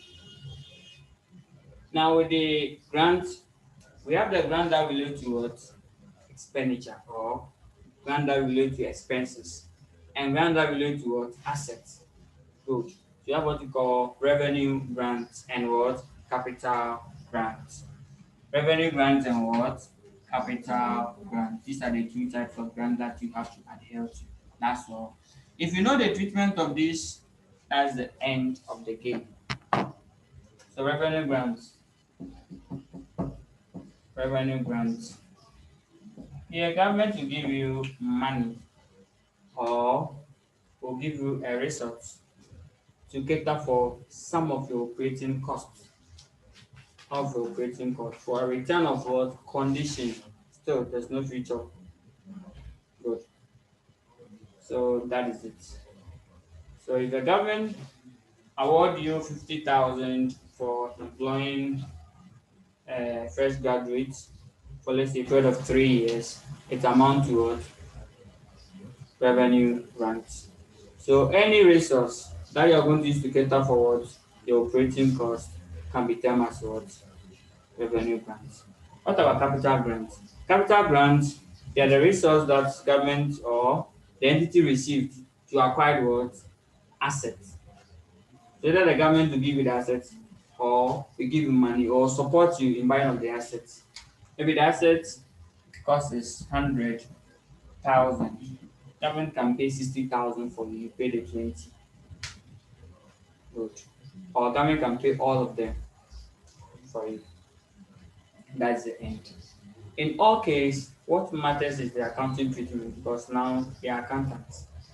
They are preparing financial statement. How do you treat it? So maybe our company have received grants. How are you going to account it in the books? That's all. So if it's revenue grant, it must be revenue grant. Grant is what? An income, right? You are receiving, right? So it's a bonus, right? Good. So this is revenue grant. The other one is revenue expenditure, which must be expense. But here it's a revenue grant. So here there are two. It must be recognized as and when the condition is being satisfied. Yes, as and when the condition is being was satisfied. Get three people so that I can give you what? 1,000 cities. Get three people on board so that I can give you 1,000 cities. You have not gotten the three people and I've given the 1,000 cities. Have you earned? Not at all until you get the three people. How do you get it? Good. So the revenue grant must be recorded in the books or must be recognized as and when the condition is being what? Satisfied. That is it. And before you record it in the book, make sure that one, you will satisfy with the future condition. Two, the government will give you the money. Yes. Make sure. Sometimes it's a promise. Oh. Okay, if you can get it, I'll pay you the money. You get it and then they say, oh, but you are working for the organization, you are not working for the government. It's like a mere promise, like a party promise. Have you seen? Like for instance, Ghana, we want to go to the pool to see a lot of girls' promises. Okay, if you can do this, when I'll do this, I'll do that. Good. If you base on it and then make work for it, and then when they come on power and I ask them, but you promised us that you do this, where is it? And then I don't give it to you. The standard is that they do not record in the books because the government will not pay the money. So before you record revenue grant, make sure that one, you can fulfill the condition. Two, the government will give you the money. That's all. And most often, they'll give you the funds. So how do you record it in the books? The standard permits two treatments. Then we are done. So assuming that we have received a grant of 20,000 to cater for our wages and salaries for employing local staff. The government have awarded us for 20,000 Ghana cedis this year. Our total wages and salary for the year is 120,000. These are wages and salary for the year. These are grants given to us. What type of grant is this? Revenue grant, because you cater for wages and salary. Now the standard permit to presentation. Good. How to present it? Now, when you go to your assets, add this cash to your cash balance because you have received the money. If the government have not given the money to you, what do you do? Add it to your current what assets as grants owing. So the government is owing you. That's when you have fulfilled the condition. If employ the required number of staff, you've done it. But the government have not given you the money. Good. Then you go to your P&L. The P&L, we have two methods. The standard provide two approach. The first one, we call it the deductive approach or deductive method. Yeah, we are saying that just subtract it, net it off. So record wages and what? Salaries. Open the bracket. What's the entire wages and salary? 120, right? Good. Then you take off the grant of 20,000 from it. This approach is called deductive approach. Then get what? 100,000 Ghana cedis. How do you get it? That's the deductive approach. Now the second approach is the income credit. Income or credit. That one allow all of them. Wages and salary record what? So method two, income credit. With the method two in your P&L, you go to operating expenses and you record your wages and salary of what? 120. Good. Then you go to your other income. Other income, and then you record what? Grant. So add it to other income of what? 20,000. So this is a method two. Let everybody must be on its own. That's all. Method one, net them off. This people they are saying that the second approach is saying that you cannot net off grant against its expenses. So therefore they must be shown on its own. This people say no way you can net them off because they are related, right? Because without that expenditure, the grant you're not going to receive the grant. Agreed. Because without that expenditure, you're not going to receive the grant. So that's why we are netting it off. So these are the two. Now let me ask this question. What if the government have given us 120,000 Ghana cedis to employ local staff for 3 years? How do you record this in the book? We have received the money. They have given 120,000 cedis to employ what? Local staff for a period of what? 3 years. How do you record this? So for the first year that the government gave you the money, can you record a grant of 120, a revenue of 120? Can you add it to other income of 120? Now, from henceforth, I would like this approach. So look, if they don't tell you, can you go by this approach? Add it to other income.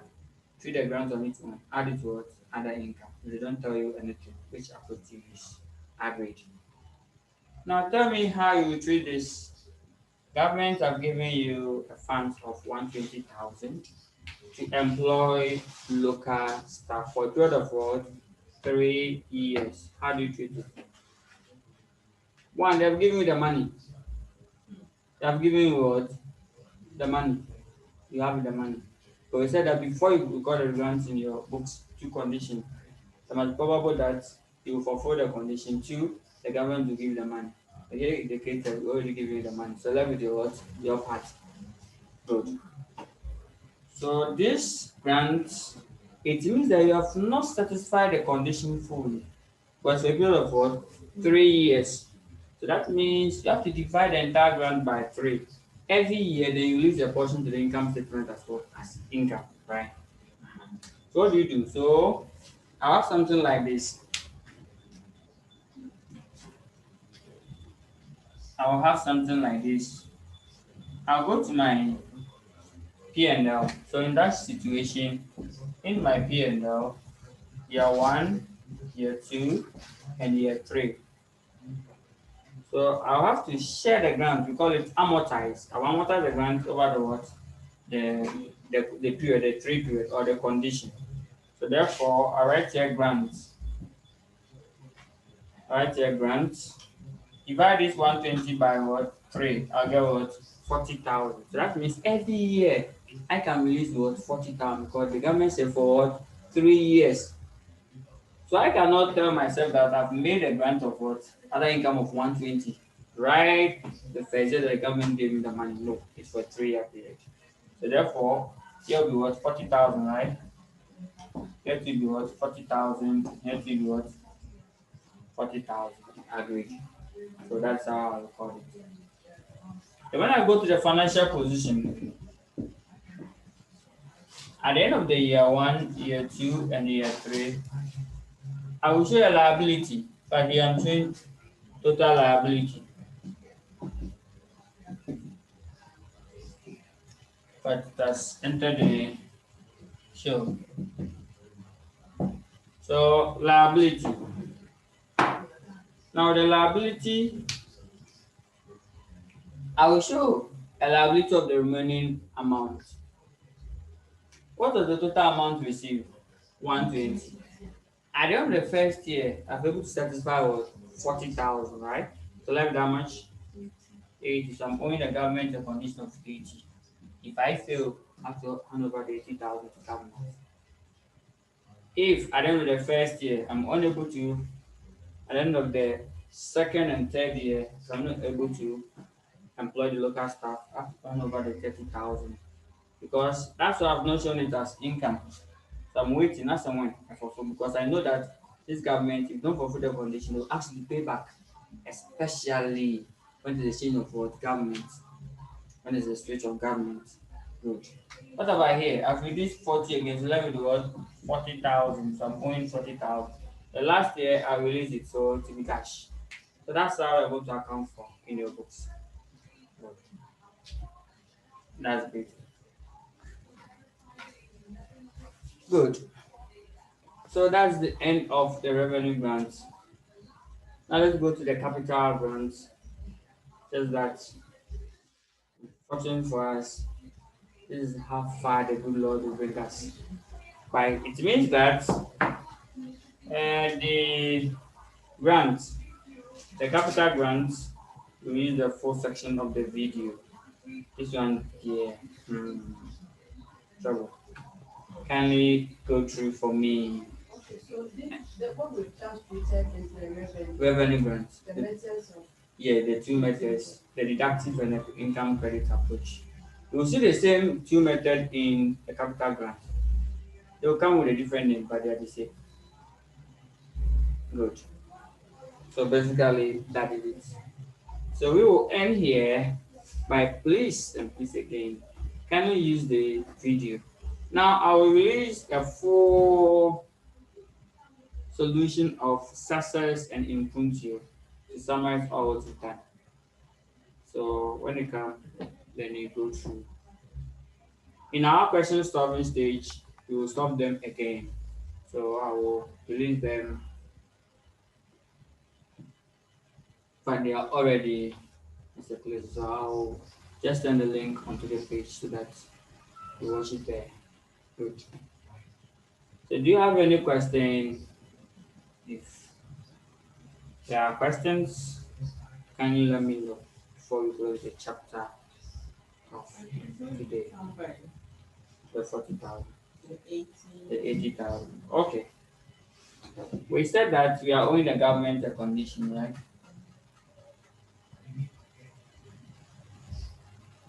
What's the value of the entire grant?